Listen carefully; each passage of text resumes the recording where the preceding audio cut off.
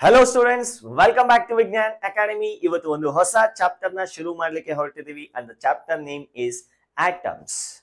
ನೋಡಿ ನಿಮ್ಮ ಸುತ್ತಲೂ ಇರತಕ್ಕಂತ ಆಬ್ಜೆಕ್ಟ್ಸ್ ನ ಗಮನಿಸಿ.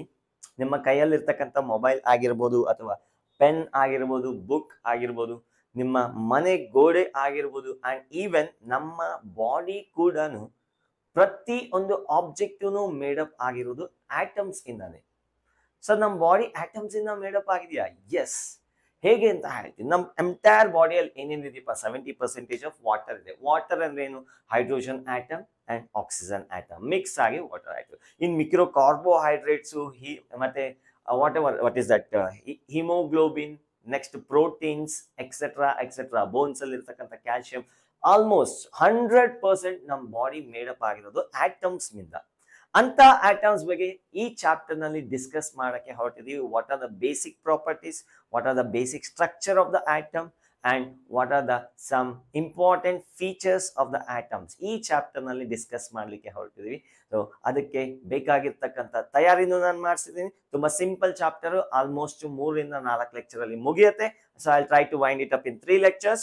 ಸೊ ಬನ್ನಿ ಇವತ್ತಿನ ವಿಡಿಯೋ ಶುರು ಮಾಡೋಣ. Myself Muniraju and this is our lovely channel Vijnan academy. And video number 1 ನಲ್ಲಿ ಈ ಟಾಪಿಕ್ಸ್ ನ ಡಿಸ್ಕಸ್ ಮಾಡ್ಲಿಕ್ಕೆ ಹೊರಟಿದ್ದೀನಿ. Plum pudding model and atomic spectra, Rutherford's gold foil experiment. So ಇದೇನಾದ್ರು ನಿಮಗೆ ಕಂಫರ್ಟ್ ಇದೆ ಅಂತ ಹೇಳಿದ್ರೆ ಲಾಸ್ಟ್ ಅಲ್ಲಿ ಇರ್ತಕ್ಕಂಥ ಕ್ವಶನ್ಸ್ ನ ಸಾಲ್ವ್ ಮಾಡ್ಬಿಟ್ಟು ನೆಕ್ಸ್ಟ್ ವಿಡಿಯೋ ಹೋಗ್ಬೋದು. ಬಟ್ ಸ್ಟಿಲ್ ಅಟ್ಲೀಸ್ಟ್ ಒಂದ್ಸತಿ ಆದ್ರೂ ನೋಡಿ ಅಂತ ನನ್ನ recommendation, at least in 2x speed. Sir ನೀವು ಹೇಳಿಲ್ಲ ಅಂದ್ರೆ 2x ಸ್ಪೀಡ್ ಅಲ್ಲೇ ನೋಡ್ತೀವಿ ಸರ್, ಅದು ನಿಮ್ ಇಷ್ಟ.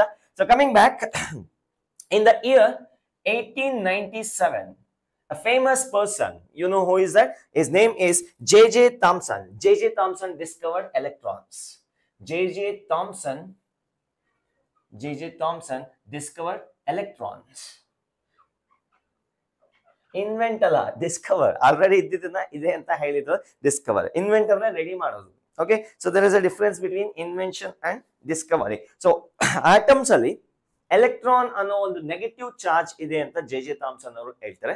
ಬಟ್ ಅಷ್ಟೊತ್ತಿಗೆ ಪೀಪಲ್ ಆಲ್ರೆಡಿ ಕನ್ವಿನ್ಸ್ ಆಗಿದ್ರು, ಒಂದು ಯಾವ್ದಾದ್ರು ಎಲಿಮೆಂಟ್ ನ ತಗೊಂಡ್ರೆ ಅದು ನ್ಯೂಟ್ರಲ್ ಆಗಿದೆ ಅಂತ ಕನ್ವಿನ್ಸ್ ಆಗಿದ್ರು. ಅಂಡ್ ಇವ್ರ ಪ್ರಕಾರ ಆಟಮ್ಸ್ ಒಳಗಡೆ ಏನಿದೆ, ನೆಗೆಟಿವ್ ಚಾರ್ಜ್ ಎಲೆಕ್ಟ್ರಾನ್ಸ್ ಇದೆ. ಸೊ ಟೋಟಲ್ ಆಟಮ್ ನ ತಗೊಂಡ್ರೆ ನ್ಯೂಟ್ರಲ್ ಚಾರ್ಜ್ ಇದೆ. That means equal amount of positive should be there. Negative charges ಇದ್ಮೇಲೆ ಪಾಸಿಟಿವ್ ಚಾರ್ಜಸ್ ಕೂಡ ಇರ್ಲೇಬೇಕಾ? ಸೊ ಹಾಗಾದ್ರೆ ಈ ಪಾಸಿಟಿವ್ ಚಾರ್ಜ್ ಯಾವ ತರ ಡಿಸ್ಟ್ರಿಬ್ಯೂಟ್ ಆಗಿದೆ ಅಂತ ಕ್ವಶನ್ ಮಾರ್ಕ್ ಬಿತ್ತು. What is the structure of atom, ಯಾವ ತರ ಬಿಹೇವ್ ಆಗತ್ತೆ, ಯಾವ ತರ ಆ ಪ್ರಾಪರ್ಟೀಸ್ ನ ಚೇಂಜ್ ಮಾಡ್ಕೊಳ್ಳುತ್ತೆ depending on the situation. So ಅದ್ರ ಕ್ವಶನ್ ನ ಅರೈಸ್ ಆದಾಗ ಇವರೊಂದು ಮಾಡೆಲ್ ನ ಕೊಡ್ತಾರೆ. ಜಸ್ಟ್ ಮಾಡೆಲ್, ಅವ್ರಿಗೇನು ಎಕ್ಸ್ಪೆರಿಮೆಂಟಲ್ ಪ್ರೂಫ್ ಇರಲ್ಲ, but just he gave the model. J.J. Thomson gave a atomic model. ಇವರೊಂದು ಅಟಾಮಿಕ್ ಮಾಡೆಲ್ ನ ಕೊಡ್ತಾರೆ. ಅಂದ್ರೆ ಆಟಮ್ ಅನ್ನೋದು ಹೇಗಿರುತ್ತೆ ಅಂತ ಒಂದು ಊಹೆ, ಕಲ್ಪನೆ ಮಾಡಿ ಒಂದು ಮಾಡೆಲ್ ನ ಕೊಡ್ತಾರೆ. ಆ ಮಾಡೆಲ್ಗೆ ನಾಮಕರಣ ಮಾಡ್ತಾರೆ ಪ್ಲಮ್ ಪಡಿಂಗ್ ಮಾಡೆಲ್.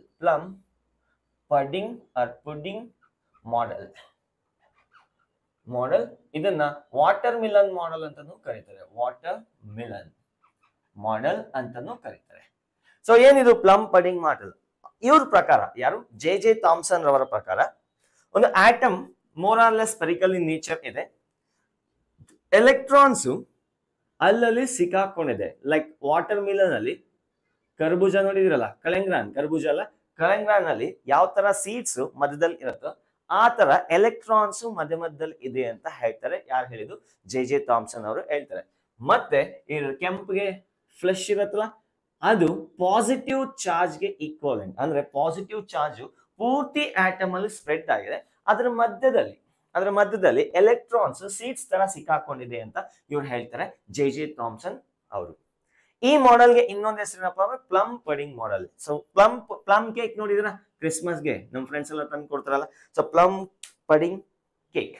ಸೊ ಆ ಕೇಕ್ ನ ಒಂದು ಸ್ಪೆರಿಕಲ್ ಶೇಪ್ ಅಲ್ಲಿ ತಗೊಂಡ್ರೆ ಆ ಬ್ರೆಡ್ ಐಟಮ್ ಎಲ್ಲ ಪಾಸಿಟಿವ್ ಚಾರ್ಜ್ ಅಂತ ಅನ್ಕೊಳ್ಳಿ. ಮಧ್ಯದಲ್ಲಿ ಇರ್ತಕ್ಕಂಥ ದ್ರಾಕ್ಷಿ, ಗೋಡಂಬಿ ಎಕ್ಸೆಟ್ರಾ ಇವೆಲ್ಲ ಎಲೆಕ್ಟ್ರಾನ್ಸ್ ಅಲ್ಲಲ್ಲಿ ಸಿಕ್ಕಾಕೊಂಡಿದೆ ಅಂತ ಹೇಳ್ತಾರೆ. So this is a model proposed by J.J. Thomson. So the first ever model successful ಆಗಿಲ್ಲ. ಆಬ್ವಿಯಸ್ಲಿ ಈ ಮಾಡೆಲ್ ಅಲ್ಲಿ ಅಡ್ವಾಂಟೇಜಸ್ ಗಿಂತ ಡಿಸ್ಅಡ್ವಾಂಟೇಜಸ್ ಜಾಸ್ತಿ, ಮೆರಿಟ್ಸ್ ಗಿಂತ ಡಿಮೆರಿಟ್ಸ್ ಜಾಸ್ತಿ. ಮೆರಿಟ್ಸ್ ಏನಪ್ಪಾ ಅಂದ್ರೆ it explains. Merit is only merits. Only merit is explains charge neutrality. Charge neutrality of atom. Atom ಅನ್ನೋದು ಚಾರ್ಜ್ ನ್ಯೂಟ್ರಲ್ ಆಗಿದೆ ಅಂತ ಒಂದು ಕಾನ್ಸೆಪ್ಟ್ ನ ಬಿಟ್ರೆ ಇನ್ಯಾವುದೇ ರೀತಿಯಾಗಿರ್ತಕ್ಕಂಥ ಎಕ್ಸ್ಟ್ರಾ ಇನ್ಫಾರ್ಮೇಶನ್ ನ ಕೊಡಲ್ಲ. So there are lot of demerits of this model, J Thomson model. So first start ಮಾಡಿದೀವ್ರೆ, ಹಾಗಾಗಿ ಅಲ್ಲಿಂದ ಸ್ಟಾರ್ಟ್ ಮಾಡ್ತಿದ್ದೀನಿ ನಾನು ಕೂಡ.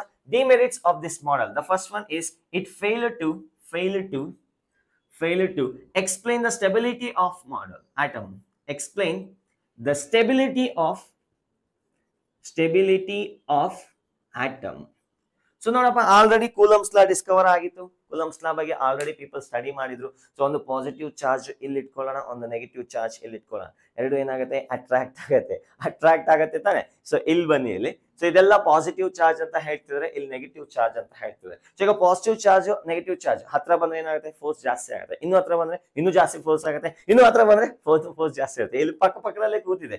ಹಾಗಾದ್ರೆ infinite amount of electrostatic force ಇರ್ಬೇಕಲ್ಲ. ಹಾಗಾದ್ರೆ ಆಟಮ್ ಕೊಲ್ಯಾಪ್ಸ್ ಆಗ್ಬೇಕಾಗಿತ್ತು. ಆಗ್ತಿದ್ಯಾ? ಇಲ್ಲ. ಸೊ ನನ್ನ ಬಾಡಿ ಕೊಲ್ಯಾಪ್ಸ್ ಆಗ್ತಿದ್ಯಾ? ನನ್ನ ಬಾಡಿ ಯಾವ್ದ್ರಿಂದ ಮೇಡಪ್ ಆಗಿರೋದು? ಆಟಮ್ಸ್ ಇಂದ. ಸೊ ಹಾಗಾಗಿ ಈ model could not explain the stability of atom. So and another very important point, ಇನ್ನೊಂದು ಇಂಪಾರ್ಟೆಂಟ್ ಪಾಯಿಂಟ್ ಏನಪ್ಪಾ ಅಂದ್ರೆ could not explain the origin of atomic spectra. ಇದು ಇಂಪಾರ್ಟೆಂಟ್. ಈ ಪಾಯಿಂಟ್ ನ ಹೇಳೋದಕ್ಕೆ ನಾನು ಈ ಮಾಡೆಲ್ ತಗೋಬೇಕಾಯ್ತು. ಅಟಾಮಿಕ್ ಸ್ಪೆಕ್ಟ್ರಾನ ಎಕ್ಸ್ಪ್ಲೈನ್ ಮಾಡೋದಕ್ಕೆ ಈ ಮಾಡೆಲ್ ಫೇಲ್ ಆಗತ್ತೆ. First of all, what is this atomic spectra?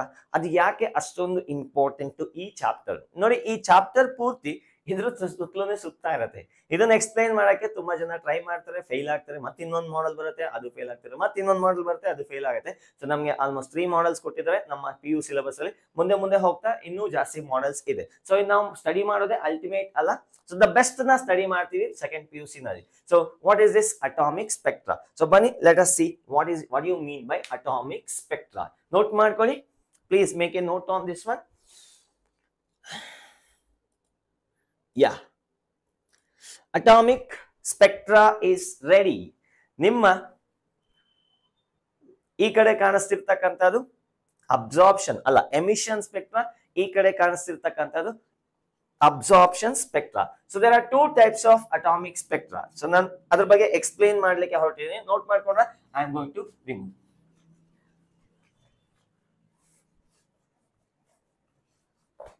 First of all, spectra ಅಂದ್ರೆ ಏನು? ಆಲ್ರೆಡಿ ನಿಮ್ಗೆ 9th ಕ್ಲಾಸ್ ಅಲ್ಲಿ ಅಥವಾ 10th ಕ್ಲಾಸ್ ಅಲ್ಲಿ ಕೇಳಿರ್ತೀರಿ. Collection of certain wavelengths of electromagnetic radiations is called as spectra. So ನೀವು ಯಾವ್ದಾದ್ರು ಒಂದು electromagnetic radiation ಒಂದು bunch of wavelengths ನ ತಗೊಳ್ಳಿ, ಅದನ್ನೇ ನಾವೇನಂತ ಕರಿತೀವಿ? ಸ್ಪೆಕ್ಟ್ರಾ ಅಂತ ಕರಿತೀವಿ. ಸ್ಪೆಕ್ಟ್ರಾ.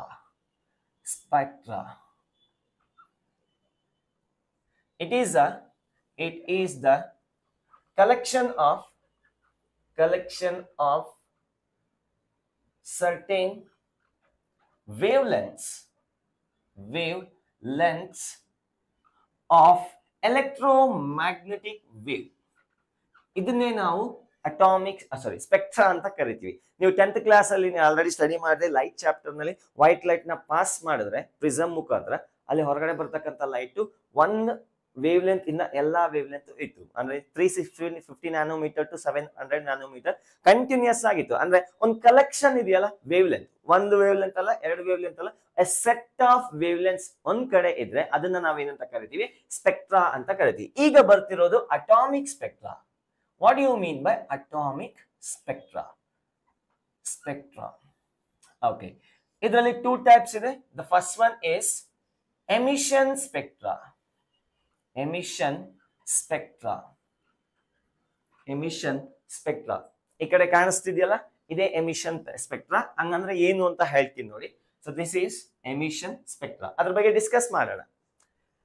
ನೋಡಿ, ಒಂದು ಸೆಟ್ ಆಫ್ ಗ್ಯಾಸ್ನ, ಯಾವುದೋ ಒಂದು ಗ್ಯಾಸ್ನ ಒಂದು ಲೋ ಟೆಂಪರೇಚರ್ ಮತ್ತೆ low pressure, low temperature and low pressure ಅಲ್ಲಿ ಮೇಂಟೈನ್ ಮಾಡೋಣ.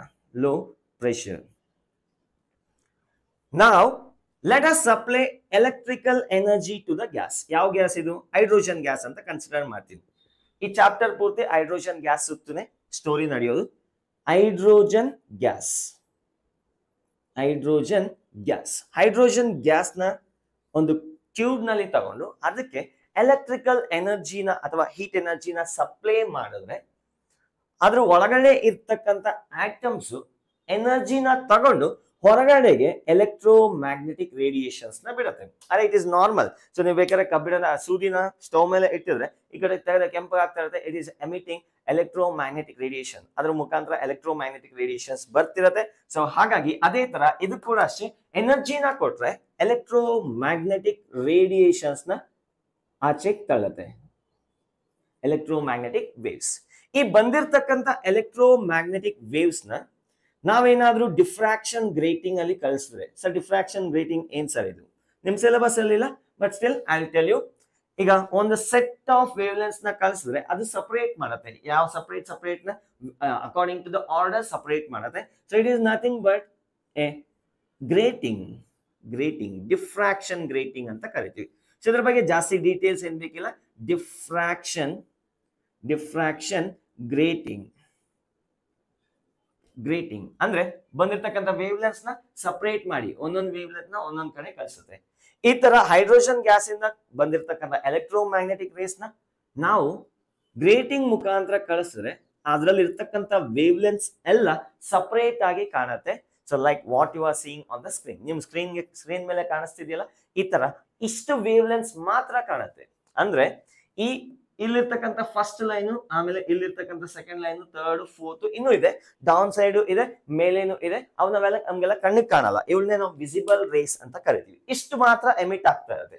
ಇಲ್ಲೊಂದು ವೇವ್ ಲೆಂತ್ ಇದೆ, ಪ್ರಾಬಬ್ಲಿ 668. ಅದಾದ್ಮೇಲೆ ಇಲ್ಲೊಂದು ವೇವ್ ಲೆಂತ್ ಇದೆ. ಇದ್ರ ಮಧ್ಯದಲ್ಲಿ ಯಾವುದೇ ರೀತಿಯಾಗಿರ್ತಕ್ಕಂಥ ವೇವ್ ಲೆಂತ್ಸ್ ನಮ್ಗೆ ಹೈಡ್ರೋಜನ್ ಎಮಿಟ್ ಮಾಡ್ತಿಲ್ಲ. ಯಾಕೆ ಎಮಿಟ್ ಮಾಡ್ತಿಲ್ಲ, ಯಾಕೆ ಇದನ್ನೇ ಎಮಿಟ್ ಮಾಡ್ತಿದೆ? ಅದು ಒಂದು ಕ್ವಶನ್. ಅಂದ್ರೆ try to understand the concept of emission spectra. Hydrogen ಗ್ಯಾಸ್ಗೆ ಎನರ್ಜಿನ ಸಪ್ಲೈ ಮಾಡಿದ್ರೆ ಎಲೆಕ್ಟ್ರೋಮ್ಯಾಗ್ನೆಟಿಕ್ ರೇಡಿಯೇಷನ್ಸ್ ನ ಕಳ್ಸುತ್ತೆ. ಆ ಎಲೆಕ್ಟ್ರೋಮ್ಯಾಗ್ನೆಟಿಕ್ ರೇಡಿಯೇಷನ್ಸ್ ಅಲ್ಲಿ ಯಾವ್ಯಾವ ವೇವ್ ಲೆನ್ಸ್ ಇದೆ ಅಂತ ಚೆಕ್ ಮಾಡ್ಬೇಕಾದ್ರೆ ನಾವು ಗ್ರೇಟಿಂಗ್ ಮುಖಾಂತರ ಕಳಿಸ್ತೀವಿ. ಸೊ ಅದೇನ್ ಮಾಡುತ್ತೆ, ಸಪರೇಟ್ ಮಾಡುತ್ತೆ, ಒಂದೊಂದು ವೇವ್ ಲೆಂತ್ ನ ಸಪರೇಟ್ ಮಾಡುತ್ತೆ ಅಕಾರ್ಡಿಂಗ್ ಟು ದೇರ್ ವ್ಯಾಲ್ಯೂಸ್. ಈಗ ಚೆಕ್ ಮಾಡಿದ್ರೆ ಇಷ್ಟು ವೇವ್ ಲೆನ್ಸ್ ಮಾತ್ರ ಕಾಣಿಸ್ತಿದೆ. ಇನ್ನು ಮೇಲೆ ಇದೆ, ಮೇಲೆ ಇನ್ನೂ ಇದೆ, ಕೆಳಗಡೆನೂ ಇದೆ. ಇದ್ರ ಮಧ್ಯದಲ್ಲಿ ಯಾವುದೇ ರೀತಿಯಾಗಿರ್ತಕ್ಕಂಥ ವೇವ್ ಲೆಂತ್ ಇಲ್ಲ. ಯಾಕೆ ಇದೇ ಬರ್ತಿದೆ? 680 ನ್ಯಾನೋಮೀಟರ್ ಬರ್ತಿದೆ, ಯಾಕೆ 620 ಬರ್ತಿಲ್ಲ? That is what biggest question. Same hydrogen gas ನ ನೀವು ಇದೇ ಎಕ್ಸ್ಪೆರಿಮೆಂಟ್ ನ ಬೇರೆ ಕಂಟ್ರಿಯಲ್ಲಿ ಮಾಡಿದ್ರೆ ಇದೇ ಬರುತ್ತೆ. So that means hydrogen is emitting A unique spectra. ತನ್ನದೇ ಆಗಿರ್ತಕ್ಕಂಥ ಯೂನಿಕ್ ಸ್ಪೆಕ್ಟ್ರಾನ ಎಮಿಟ್ ಮಾಡ್ತಾ ಇದೆ. ಯಾವ ಗ್ಯಾಸ್? ಇಲ್ಲಿ ಹೈಡ್ರೋಜನ್ ಗ್ಯಾಸ್. ಅದೇ ತರ ಬೇರೆ ಗ್ಯಾಸ್ ಕಳಿಸಿ ಬೇರೆ ಸ್ಪೆಕ್ಟ್ರಾ ಬರುತ್ತೆ, ಬೇರೆ ವೇವ್ಲೆನ್ಸ್ ಬರುತ್ತೆ. ಸೊ ಈ ಹೈಡ್ರೋಜನ್ ಗ್ಯಾಸ್ ನ ನಾವು ಈ ಕರ್ನಾಟಕದಲ್ಲಿ ಎಕ್ಸ್ಪೆರಿಮೆಂಟ್ ಮಾಡಿದ್ರೆ ವೇವ್ಲೆನ್ಸ್ ಇವು ಎಮಿಟ್ ಮಾಡುತ್ತೆ. ಅಮೆರಿಕಲ್ಲಿ ಇರ್ತಕ್ಕಂಥ ಹೈಡ್ರೋಜನ್ ಗ್ಯಾಸ್ ನ ತಗೊಂಡು ಈ ಎಕ್ಸ್ಪೆರಿಮೆಂಟ್ ಮಾಡಿದ್ರೆ ಅವು ಕೂಡ ಅದೇ ವೇವ್ಲೆನ್ಸ್ ನ ಎಮಿಟ್ ಮಾಡ್ತಾ ಇರುತ್ತೆ. So can I say the spectra is a fingerprint of the atom.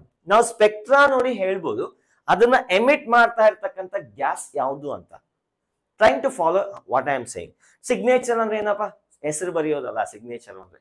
Signature ಅಂದ್ರೆ ನೀವು ಹಾಕ್ತಕ್ಕಂಥ ಸೈನ್ ನ ಇನ್ಯಾರು ಆಗದೆ ಇರೋ ತರ ಬರಿಬೇಕು. So for example I will simply do one sine. ಈ ತರ ಸೈನ್ ಮಾಡ್ತೀನಿ. ಈ ಸೈನ್ ನ ನೀವು ಕಾಪಿ ಮಾಡಕ್ಕಾಗತ್ತಾ? ಇಲ್ಲ. ಬೇಕಾದ್ರೆ ಟ್ರೈ ಮಾಡಿ ನೋಡಿ. ನಾನು ಇನ್ನೊಂದ್ಸತಿ ಇದನ್ನೇ ಹಾಕಿ ಅಂದ್ರೆ ಹಾಕ್ತೀನಿ.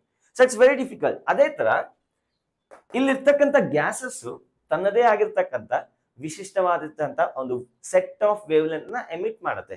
ಹೈಡ್ರೋಜನ್ ಗ್ಯಾಸ್ ಅಂದ್ರೆ ನಮ್ ಕರ್ನಾಟಕದಲ್ಲಿ ಎಕ್ಸ್ಪೆರಿಮೆಂಟ್ ಮಾಡಿದ್ರೆ ಈ ವೇವ್ ಲೆನ್ಸ್ ಎಮಿಟ್ ಆಗುತ್ತೆ. ಅದೇ ಪಾಕಿಸ್ತಾನ್ಗೆ ಹೋಗಿ ಚೆಕ್ ಮಾಡಿ ಹೈಡ್ರೋಜನ್ ಗ್ಯಾಸ್ ತಗೊಂಡ್ರೆ ಮತ್ತೆ ಅದೇ ಎಮಿಟ್ ಮಾಡ್ತಾ ಇರುತ್ತೆ. So in other words atomic spectra acts as a fingerprint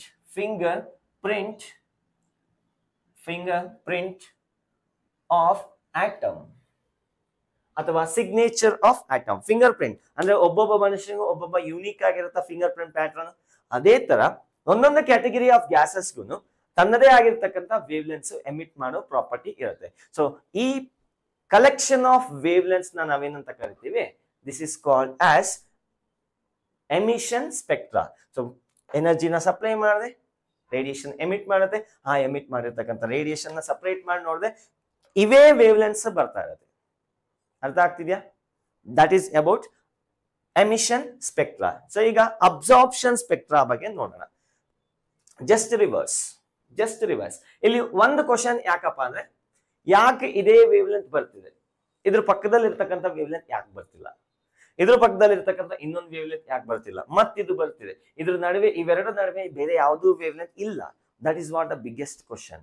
so who can explain this? ಯಾರು ಎಕ್ಸ್ಪ್ಲೇನ್ ಮಾಡ್ತಾರೆ ಈ ಫಿನೋಮಿನನ? So that is a problem at that stage. Note ಮಾಡ್ಕೊಳ್ಳಿ. We will go to the another spectra, that is absorption spectra. Next is emission spectra. Emission spectra ಆಯ್ತು. Absorption spectra.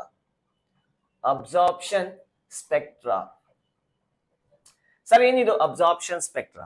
So ನೋಡಿ, ಈಗ white light ನ consider ಮಾಡೋಣ. White light ಅಲ್ಲಿ ಏನಿರತ್ತಪ್ಪ? It is a continuous collection of visible light. White light ಅಲ್ಲಿ 350 to 700 nanometre. Exact number ಅಲ್ಲ, ಕೆಲವೊಂದು ಬುಕ್ಸ್ ಅಲ್ಲಿ 400 to 700 ಅಂತಾರೆ, ಇನ್ನೊಂದು ಕೆಲವೊಂದು ಬುಕ್ಸ್ ಅಲ್ಲಿ 300 to 700 ಅಂತಾರೆ. ಎಕ್ಸಾಕ್ಟ್ ಬೌಂಡ್ರಿ ಏನ್ ಫಿಕ್ಸ್ ಮಾಡ್ತಿಲ್ಲ ನಾನು. 350 to 700 ನ್ಯಾನೋಮೀಟರ್ ಕಂಟಿನ್ಯೂಸ್ ಆಗಿ ಎಲ್ಲಾ ವೇವ್ ಲೆಂತ್ಸ್ ಇರುತ್ತೆ. ನೆನಪಿದ್ಯಾ ನಿಮ್ಗೆ? 10th ಕ್ಲಾಸ್ ಅಲ್ಲಿ ವೈಟ್ ಲೈಟ್ ನ ಪ್ರಿಸಮ್ ಒಳಗಡೆ ಕಳ್ಸಿದ್ರೆ, ಸೊ ಇನ್ ರೆಡ್ ಇಂದ ವೈಲೆಟ್ ವರ್ಗು ಎಲ್ಲಾ ಕಲರ್ಸ್ ಕಂಟಿನ್ಯೂಸ್ ಆಗಿ ಸಿಕ್ತಿತ್ತು. ಮಧ್ಯದಲ್ಲಿ ಯಾವುದೇ ರೀತಿಯಾಗಿರ್ತಕ್ಕಂಥ ವೇವ್ ಲೆಂತ್ ಮಿಸ್ ಆಗ್ತಿಲ್ಲ. ಅಂತದನ್ನ ನಾವು ಕಂಟಿನ್ಯೂಸ್ ಸ್ಪೆಕ್ಟ್ರಾ ಅಂತ ಕರಿತೀವಿ. ಈಗ ನಾವು ಸ್ಟಡಿ ಮಾಡಕ್ ಹೊರಟಿರೋದು ಅಬ್ಸಾರ್ಪ್ಷನ್ ಸ್ಪೆಕ್ಟ್ರಾ. ಸೊ ಈಗ ಬಂದಿರತಕ್ಕಂಥ ವೈಟ್ ಲೈಟ್ ನ ಹೈಡ್ರೋಜನ್ ಗ್ಯಾಸ್ ಮುಖಾಂತರ ಪಾಸ್ ಮಾಡೋಣ. Let us pass the white light through the hydrogen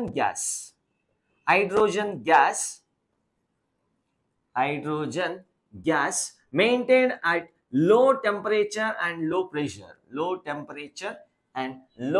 pressure. ಈ ಕಂಡೀಷನ್ ಅಲ್ಲಿ ಮೇಂಟೈನ್ ಆಗಿರ್ತಕ್ಕಂಥ ಹೈಡ್ರೋಜನ್ ಗ್ಯಾಸ್ ಮುಖಾಂತರ ವೈಟ್ ಲೈಟ್ ನ ಪಾಸ್ ಮಾಡಿದ್ರೆ ಸ್ವಲ್ಪ ಏನೋ ಆಗತ್ತೆ, ಅಲ್ಲಿ ಒಳಗಡೆ ಪ್ರೋಸೆಸ್ ಆಗತ್ತೆ, ಇನ್ನು ಏನು ಅಂತ ನಾ ಹೇಳಿಲ್ಲ. ಈಗ ಹೊರಗಡೆ ಸ್ವಲ್ಪ ಲೈಟ್ ಬರೋದಲ್ಲ, ಆ ಲೈಟ್ ನ ಗ್ರೇಟಿಂಗ್ ಮುಖಾಂತರ ಪಾಸ್ ಮಾಡಿದಾಗ ಆ ಹೊರಗಡೆ ಬಂದಿರತಕ್ಕಂಥ ಲೈಟ್ ಅಲ್ಲಿ ಯಾವ್ಯಾವ ವೇವ್ ಲೆನ್ಸ್ ಇದೆ ಆ ವೇವ್ ಲೆನ್ಸ್ ನ ಸಪರೇಟ್ ಮಾಡಿ ಕೊಡುತ್ತೆ. ಏನಿದು? ಡಿಫ್ರಾಕ್ಷನ್ ಗ್ರೇಟಿಂಗ್ ಏನ್ ಮಾಡುತ್ತೆ? ಅದ್ರ ಮೇಲೆ ಬೀಳ್ತಾ ಇರ್ತಕ್ಕಂಥ ಲೈಟ್ ಅಲ್ಲಿ ಯಾವ್ಯಾವ ವೇವ್ ಲೆಂತ್ ಇದೆ ಅದನ್ನ ಸಪರೇಟ್ ಮಾಡಿ ಒಂದೊಂದ್ ಕಡೆ ಸ್ಕ್ರೀನ್ ಮೇಲೆ ಫಾರ್ಮ್ ಆಗೋ ತರ ಕಾಣಿಸುತ್ತೆ. ಈಗ ವೈಟ್ ಲೈಟ್ ನ ಹೈಡ್ರೋಜನ್ ಗ್ಯಾಸ್ ಮುಖಾಂತರ ಪಾಸ್ ಮಾಡಿದಾಗ ಬಂದಿರ್ತಕ್ಕಂಥ ಸ್ಪೆಕ್ಟ್ರಾನ ಗಮನಿಸಿದ್ರೆ ಕೆಲವೊಂದು ವೇವ್ ಲೆನ್ಸ್ ಮಿಸ್ ಆಗ್ತಾ ಇದೆ. ಅಂದ್ರೆ ಇವನು ಅಬ್ಸರ್ವ್ ತಿನ್ಕೊಂತಿದ್ದಾನೆ ಮಧ್ಯದಲ್ಲಿ. ನಾವು ಕಳಿಸ್ತಿರೋದು 350 to 700 nanometre. 350 violet and red ಎಷ್ಟಿರುತ್ತೆ? 700 ನ್ಯಾನೋಮೀಟರ್ ಇರುತ್ತೆ. ನಿಯರ್ಲಿ, ನಾಟ್ ಎಕ್ಸಾಕ್ಟ್ಲಿ, ಬೌಂಡ್ರಿ ಅಂತ ಏನಿಲ್ಲ. ಇಷ್ಟು ವೇವ್ ಲೆನ್ಸ್ ನ ಅಂದ್ರೆ 350 ಇದೆ, 351 ಇದೆ, 352 ಇದೆ, ಅಪ್ ಟು 695, 96, 97, 98, 99, 700 ಎಲ್ಲಾ ವೇವ್ ಲೆನ್ಸ್ ನ ಹೈಡ್ರೋಜನ್ ಗ್ಯಾಸ್ ಒಳಗಡೆ ಕಳಿಸಿದಾಗ ಇದರಿಂದ ಹೊರಗಡೆ ಬರ್ತಾ ಇರ್ತಕ್ಕಂಥ ಗ್ಯಾಸ್ ಲೈಟ್ ಅಲ್ಲಿ ಸರ್ಟೇನ್ ವೇವ್ ಲೆನ್ಸ್ ಕಿಡ್ನಾಪ್ ಆಗ್ತಾ ಇದೆ. ಆ ಮಿಕ್ಕಿರೋ ಹೋಗ್ತಿರ್ತಕ್ಕಂಥ ವೇವ್ ಲೆನ್ಸ್ ಏನೋ ಒಂದು ಇನ್ಫಾರ್ಮೇಶನ್ ಕೊಡ್ತಾ ಇದೆ. ನೋಡಿ ಇಲ್ಲಿ, ಈ ಗ್ಯಾಸ್ಗೆ ಎನರ್ಜಿನ ಸಪ್ಲೈ ಮಾಡಿದ್ರೆ ಯಾವ ವೇವ್ ಲೆನ್ಸ್ ಬರುತ್ತೋ ಅದೇ ಗ್ಯಾಸ್ ಒಳಗಡೆಗೆ ವೈಟ್ ಲೈಟ್ ನ ಕಳಿಸಿದ್ರೆ ಆ ವೇವ್ ಲೆನ್ಸ್ ನ ತಿನ್ಕೊಂತಾ ಇದೆ. ಸ್ಪೆಸಿಫಿಕ್ ಅದು. ಎಮಿಟ್ ಮಾಡಿದ್ರೆ ಅದೇ ವೇವ್ ಲೆಂತ್ ಮಾಡುತ್ತೆ, ಇಲ್ಲ ತಿನ್ಕೊಂಡ್ರೆ ಅದೇ ವೇವ್ ಲೆಂತ್ ತಿನ್ಕೊಂತಾ ಇದೆ. ಸೊ ಈ ಕಡೆ ಒಬ್ಟೈನ್ ಆಗಿರ್ತಕ್ಕಂಥ ಸ್ಪೆಕ್ಟ್ರಾನ ನಾವೇನಂತ ಕರಿತೀವಿ? So this is called as absorption spectra. When white light is passed through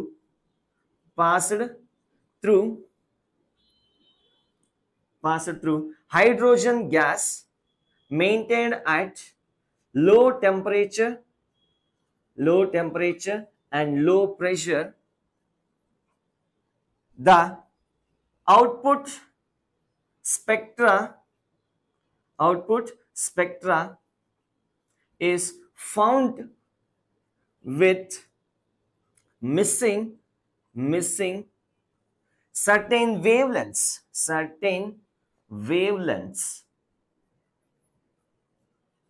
This Collection is called as collection is called as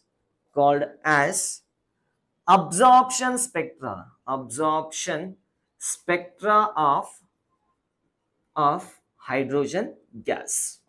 ಇದು absorption spectra of hydrogen gas, ಇದು emission spectra of hydrogen gas.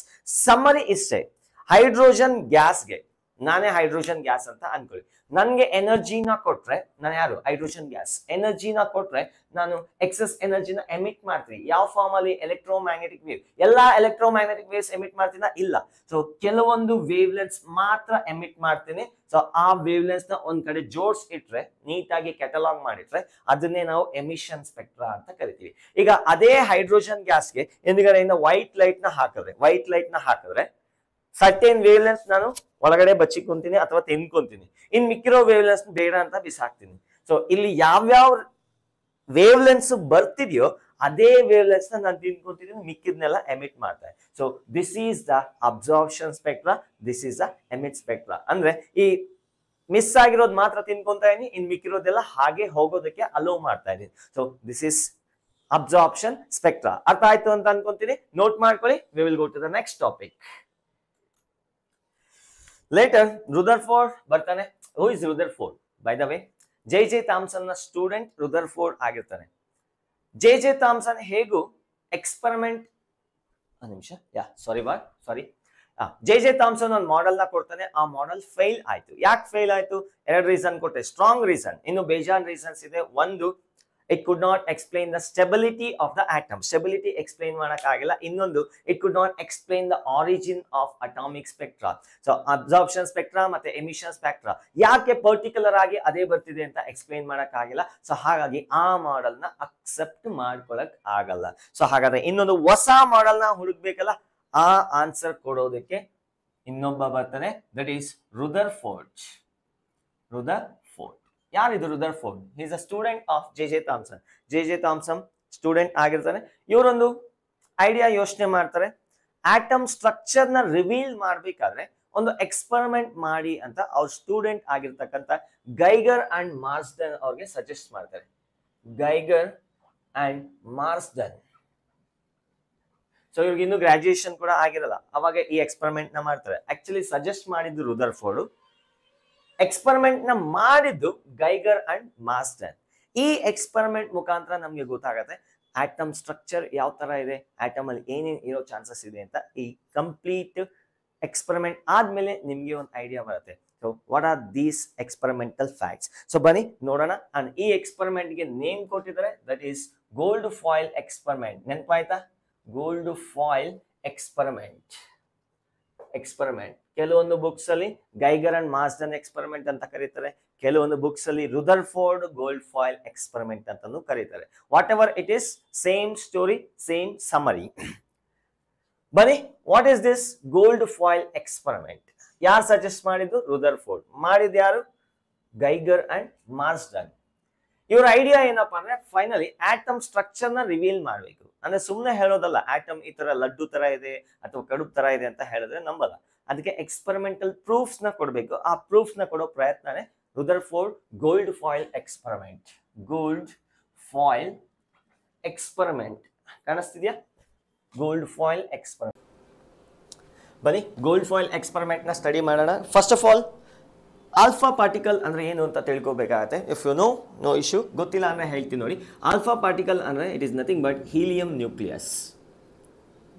Helium atom ತಗೊಳ್ಳಿ, ಅದರಲ್ಲಿ ಇರ್ತಕ್ಕಂಥ electrons ಎಲ್ಲ remove ಮಾಡಿದ್ರೆ ನಿಮ್ಗೆ ಏನು obtain ಆಗುತ್ತೋ ಅದನ್ನೇ ನಾವೇನಂತ ಕರಿತೀವಿ? We call that as alpha particle. So it consist of 2 protons and 2 neutrons. ಎರಡು ಪ್ರೋಟಾನ್ ಇರುತ್ತೆ, ಎರಡು ನ್ಯೂಟ್ರಾನ್ ಇರುತ್ತೆ. ಸೊ ಅಂದ್ರೆ ಇದನ್ನ 2019 ಅಲ್ಲಿ ನೀಟಲ್ಲಿ ಕೇಳಿದರೆ, alpha particle consist of 2 protons and 2 neutrons. ಅಷ್ಟೊಂದು ಈಸಿ ಕೇಳ್ತಾರ? ಅವಾಗ ಕೇಳ್ತಿರ್ತಾರೆ. ನೀವು ಅದೇ ತರ ಪ್ರಿಪರೇಷನ್ ಇರಬಾರ್ದು, ಅದಕ್ಕಿಂತ ನೆಕ್ಸ್ಟ್ ಲೆವೆಲ್ ಅಲ್ಲಿ ಇರಬೇಕು. ಸೊ ಬನ್ನಿ, alpha particle gold foil experiment ಯಾರು ಕಂಡಕ್ಟ್ ಮಾಡಿದ್ದು? ಗೈಗರ್ ಅಂಡ್ ಮಾರ್ಸ್ಡನ್. ಯಾರು ಸಜೆಸ್ಟ್ ಮಾಡಿದ್ದು? ಅವ್ರ ಗುರುಗಳು, and his name is Rutherford. So ಅದಕ್ಕೆ ಇದನ್ನ ರುದರ್ಫೋರ್ಡ್ ಎಕ್ಸ್ಪೆರಿಮೆಂಟ್ ಅಂತಂದು ಕರೀತಾರೆ. ಸೊ ಇದಕ್ಕೆ ಆಲ್ಫಾ ಸೋರ್ಸ್ ಬೇಕಾಗುತ್ತೆ. It is nothing but bismuth 83 214. Bismuth ಅನ್ನೋದು ರೇಡಿಯೋ ಆಕ್ಟಿವ್ ಮೆಟೀರಿಯಲ್ ಆಗಿರುತ್ತೆ. ಅದು ಸುಮ್ಮನಿರಲ್ಲ, ಆಲ್ಫಾ ಪಾರ್ಟಿಕಲ್ಸ್ನ ಎಮಿಟ್ ಮಾಡ್ತಾ ಇರುತ್ತೆ. ಅಂಥ ಸೋರ್ಸ್ನ ತಗೊತಾರೆ, that is bismuth 83-14. It can emit the alpha particles having the range of 5 to 7 mega electron volt. ಈ ರೇಂಜಲ್ಲಿ ಕೈನೆಟಿಕ್ ಎನರ್ಜಿ ಇರ್ತಕ್ಕಂಥ ಆಲ್ಫಾ ಪಾರ್ಟಿಕಲ್ಸ್ನ ಎಲ್ಲ ಡೈರೆಕ್ಷನ್ಸಲ್ಲೂ ಎಮಿಟ್ ಮಾಡ್ತಾ ಇರುತ್ತೆ, ಆಲ್ ಪಾಸಿಬಲ್ ಡೈರೆಕ್ಷನ್. ಈಗ ಅದನ್ನು ಒಂದು ಸಿಸ್ಟಮ್ಯಾಟಿಕ್ ರೇ ಥರ ನಮಗೆ ಒಬ್ಟೈನ್ ಆಗಬೇಕು ಈ ಎಕ್ಸ್ಪೆರಿಮೆಂಟಲ್ಲಿ ಯೂಸ್ ಮಾಡೋಕ್ಕೆ. So what we use is lead ಬ್ರಿಕ್ಸ್ನ ಯೂಸ್ ಮಾಡಿ ಈ ಬರ್ತಕ್ಕಂಥ ಆಲ್ಫಾ ಪಾರ್ಟಿಕಲ್ಸ್ನ ಒಂದು ರೇ ಥರ ಒಬ್ಟೈನ್ ಮಾಡೋಣ. ನೋಡಿ ಇಲ್ಲೇನಾಗ್ತಿದೆ, ಎಲ್ಲ ಕಡೆ ಪಾರ್ಟಿಕಲ್ಸು ಎಮಿಟ್ ಆಗ್ತಾ ಇದೆ. ಇಲ್ಲೊಂದು ಲೆಡ್ ಬ್ರಿಕ್ಸ್ನ ಅಡ್ಡ ಇಟ್ಟು ಬ್ಲಾಕ್ ಮಾಡಿದೆ, ಈ ಪಾತಲ್ಲಿ ಬರ್ತಕ್ಕಂಥ ಆಲ್ಫಾ ಪಾರ್ಟಿಕಲ್ ಮಾತ್ರ ರಿಸೀವ್ ಮಾಡ್ಕೋಬೋದಾ? So that means the lead bricks are used to collimate the alpha particle. Lead BRICS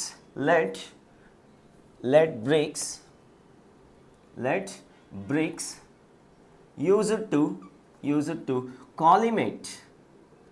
collimate the alpha particles. ಅಂದರೆ ಇದು ನಮ್ಮ PT ಸರ್ ಇದ್ದಂಗೆ, ಪಾರ್ಟಿಕಲ್ಸ್ ಹೆಂಗೆ ಹೋಗ್ತಿತ್ತು, ಇವ್ರು ಬಂದು ಅಡ್ಡ ನಿಂತಾಗ ಸ್ಟ್ರೈಟ್ ಆಗಿ ಒಂದು ರೇ ಥರ ಒಬ್ಟೈನ್ ಆಗ್ತಿದೆ. ಈಗ ಇಲ್ಲಿಂದ ಬರ್ತಕ್ಕಂಥ ರೇಸು ಆಲ್ಫಾ ಪಾರ್ಟಿಕಲ್ಸ್ ಯಾವ ಥರ ಇದೆ, ಒಂದು ರೇ ಥರ ಒಬ್ಟೈನ್ ಆಗ್ತಾ ಇದೆ. So therefore this ray of alpha particle obtain is made to fall on the gold foil. ಈ ಒಬ್ಟೈನ್ ಆಗಿರ್ತಕ್ಕಂಥ ಒಂದು ಆಲ್ಫಾ ಪಾರ್ಟಿಕಲ್ ರೇಸ್ನ ಗೋಲ್ಡ್ ಫಾಯಿಲ್ ಮೇಲೆ ಇನ್ಸಿಡೆಂಟ್ ಮಾಡೋ ಥರ ಸೆಟಪ್ ಮಾಡೋಣ. ಸರ್ ಏನಿದು gold foil? First of all ಯಾಕೆ ಗೋಲ್ಡನ್ನೇ ತಗೊಂಡ್ರು? That is what one question. ಗೋಲ್ಡನ್ನ ಬೇಕಾದ್ರೆ ನಿಮ್ಮ ಮನೇಲಿ ಯಾವುದಾದ್ರೂ ಒಂದು ಗೋಲ್ಡ್ ಇದ್ದರೆ ಚೆಕ್ ಮಾಡಿ, ಸುತ್ತಿ ತಗೊಂಡು ರಪ್ಪ ರಪ್ಪ ರಪ್ಪ ರಪ್ಪ ರಪ್ಪ ಅಂತ ಹೊಡಿತಾ ಇದ್ರೆ ಅದು ಎಕ್ಸ್ಪ್ಯಾಂಡ್ ಆಗ್ತಾನೆ ಇರುತ್ತೆ, ಬ್ರೇಕ್ ಆಗಲ್ಲ. That means gold is having a special property called malleable property. ಅದೇ ಐರನ್ನ ತಟ್ತಾ ಇದ್ರೆ ಪೀಸ್ ಆಗೋ ಸಾಧ್ಯತೆ ಇರುತ್ತೆ. ಅದೇ ಉಪ್ಪನ್ನ ಸಾಲ್ಟ್ನ ತಟ್ರಪ್ಪ ಏನಾಗುತ್ತೆ, ಪೀಸ್ ಆಗೋಗುತ್ತೆ. ಅದೇ ಗೋಲ್ಡನ್ನ ತಟ್ತಾ ಇದ್ರೆ so it can become a layer, small ತೆಳುವಾಗಿರ್ತಕ್ಕಂಥ ಲೇಯರ್ ಥರ ಒಬ್ಟೈನ್ ಮಾಡ್ಬೋದು. So that property is called as malleable property of the material. Already ನೀವು ಸ್ಟಡಿ ಮಾಡಿರ್ತೀರಿ ಕೆಮಿಸ್ಟ್ರಿಯಲ್ಲಿ. ಸೊ ಈಗ ಈ ಥಿಕ್ನೆಸ್ ಎಷ್ಟಿರ್ಬೇಕಂದ್ರೆ ಆಲ್ಮೋಸ್ಟ್ 10⁻⁻6 to 10⁻⁻7 ಮೀಟರ್. ತುಂಬ ತೆಳುವಾಗಿ ಒಬ್ಟೈನ್ ಆಗ್ಬೋದು ಈ ಗೋಲ್ಡ್ನ ಯೂಸ್ ಮಾಡ್ಕೊಂಡು. ಅದಕ್ಕೆ ಗೋಲ್ಡ್ ಮೆಟೀರಿಯಲ್ನ ಯೂಸ್ ಮಾಡ್ತಾರೆ. ಎಷ್ಟು ತೆಳುವಾಗಿ ಅಂದರೆ ಆಲ್ಮೋಸ್ಟ್ ಮೈಕ್ರೋಮೀಟರ್ ಟು 0.1 ಮೈಕ್ರೋಮೀಟರ್, ಅಂದರೆ 10⁻⁻6 to 10⁻⁻7 metre. So in this experiment ಒಂದು ಅಸಂಪ್ಷನ್ ಇದೆ.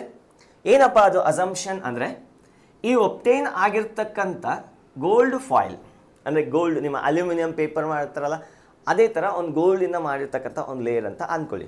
ಸೊ ಏನಾದರೂ ಹೋಟ್ಲಿಗೆ ಹೋಗಿ ಪಾರ್ಸಲ್ ಕೇಳಿದ್ರೆ ಅಲ್ಯೂಮಿನಿಯಂ ಫಾಯಿಲ್ ಹಾಕಿ ಸುತ್ತಕೊಡ್ತಾರಲ್ಲ ಅದೇ ಥರ ತೆಳುವಾಗಿರ್ತಕ್ಕಂಥ ಒಂದು ಗೋಲ್ಡ್ ಫಾಯಿಲ್ ಈ ಥರ ಅಡ್ಡ ಇಟ್ಟಿದ್ದೀವಿ.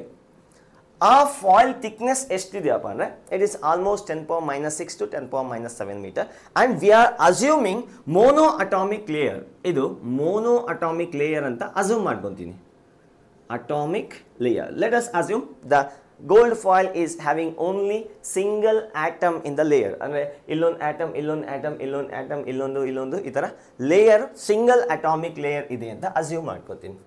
ಸೊ ಈಗ ಈ ಬಂದಿರತಕ್ಕಂಥ ಆಲ್ಫಾ ಪಾರ್ಟಿಕಲ್ಸ್ ಇದ್ರ ಮೇಲೆ ಬಿದ್ದಾಗ ಇನ್ನೂ ಗೊತ್ತಿಲ್ಲ ನನಗೆ ಏನೇನಾಗತ್ತೆ ಅಂತ.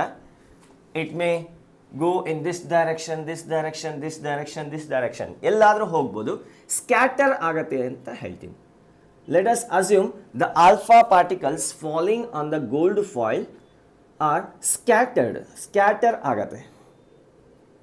ಈ ಸ್ಕ್ಯಾಟರ್ ಆಗ್ತಕ್ಕಂಥ ರೇಸ್ನ ಆಲ್ಫಾ ಪಾರ್ಟಿಕಲ್ಸ್ನ ಡಿಟೆಕ್ಟ್ ಮಾಡೋದಕ್ಕೆ ನಾವೊಂದು ಡಿಟೆಕ್ಟರ್ನ ಯೂಸ್ ಮಾಡೋಣ. ದಟ್ ಈಸ್ ಜಿಂಕ್ ಸಲ್ಫೈಡ್ ಮತ್ತು ಇಲ್ಲೊಂದು ಮೈಕ್ರೋಸ್ಕೋಪ್ನ ಹೇಳ್ತೀನಿ ಯಾಕೆ ಇವೆಲ್ಲ ಅಂತ ಹೇಳಿ.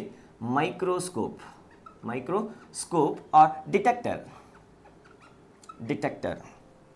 ನೋಡಿ, ಇಲ್ಲಿ ಈ ಜಿಂಕ್ ಸಲ್ಫೈಡ್ಗೆ ಒಂದು ಸ್ಪೆಷಲ್ ಪ್ರಾಪರ್ಟಿ ಇದೆ. ಆಲ್ಫಾ ಪಾರ್ಟಿಕಲ್ ಬಂದು ಹಿಟ್ ಮಾಡಿದಾಗ ಅದೊಂದು ಸಿಂಟಿಲೇಷನ್ನ ಪ್ರೊಡ್ಯೂಸ್ ಮಾಡುತ್ತೆ. ಅಂದರೆ ಒಂಥರ ಬ್ರೈಟಾಗಿ ಸ್ಪಾಟ್ನ ಕ್ರಿಯೇಟ್ ಮಾಡುತ್ತೆ, ಫ್ಲ್ಯಾಶ್ನ ಕ್ರಿಯೇಟ್ ಮಾಡುತ್ತೆ. ಅದನ್ನೇ ನಾವು ಸಿಂಟಿಲೇಷನ್ ಅಂತ ಕರಿತೀವಿ. ಆಲ್ಫಾ ಪಾರ್ಟಿಕಲ್ ಏನಾದರೂ ಬಂದು ಇದ್ರ ಮೇಲೆ ಕೊಲೈಡ್ ಆದರೆ it produces a bright spot, ಪುಳುಕು ಅಂತ ಒಂದು ಫ್ಲ್ಯಾಶ್ ಕೊಡುತ್ತೆ. ದಟ್ ಇಂಡಿಕೇಟ್ಸ್ ಆಲ್ಫಾ ಪಾರ್ಟಿಕಲ್ ಬಂದು ಒಂದು ಕೊಲೈಡ್ ಆಗಿದೆ ಅಂತ ನಾವು ಅಂಡರ್ಸ್ಟ್ಯಾಂಡ್ ಮಾಡ್ಕೋಬೋದು.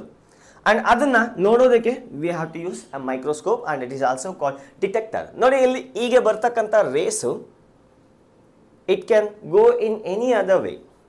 ಇದ್ರ ಮೇಲೆ ಬಿದ್ದಾಗ ಗೋಲ್ಡ್ ಫಾಯಿಲ್ ಏನು ಮಾಡುತ್ತೆ, ಸ್ಕ್ಯಾಟರ್ ಮಾಡುತ್ತೆ.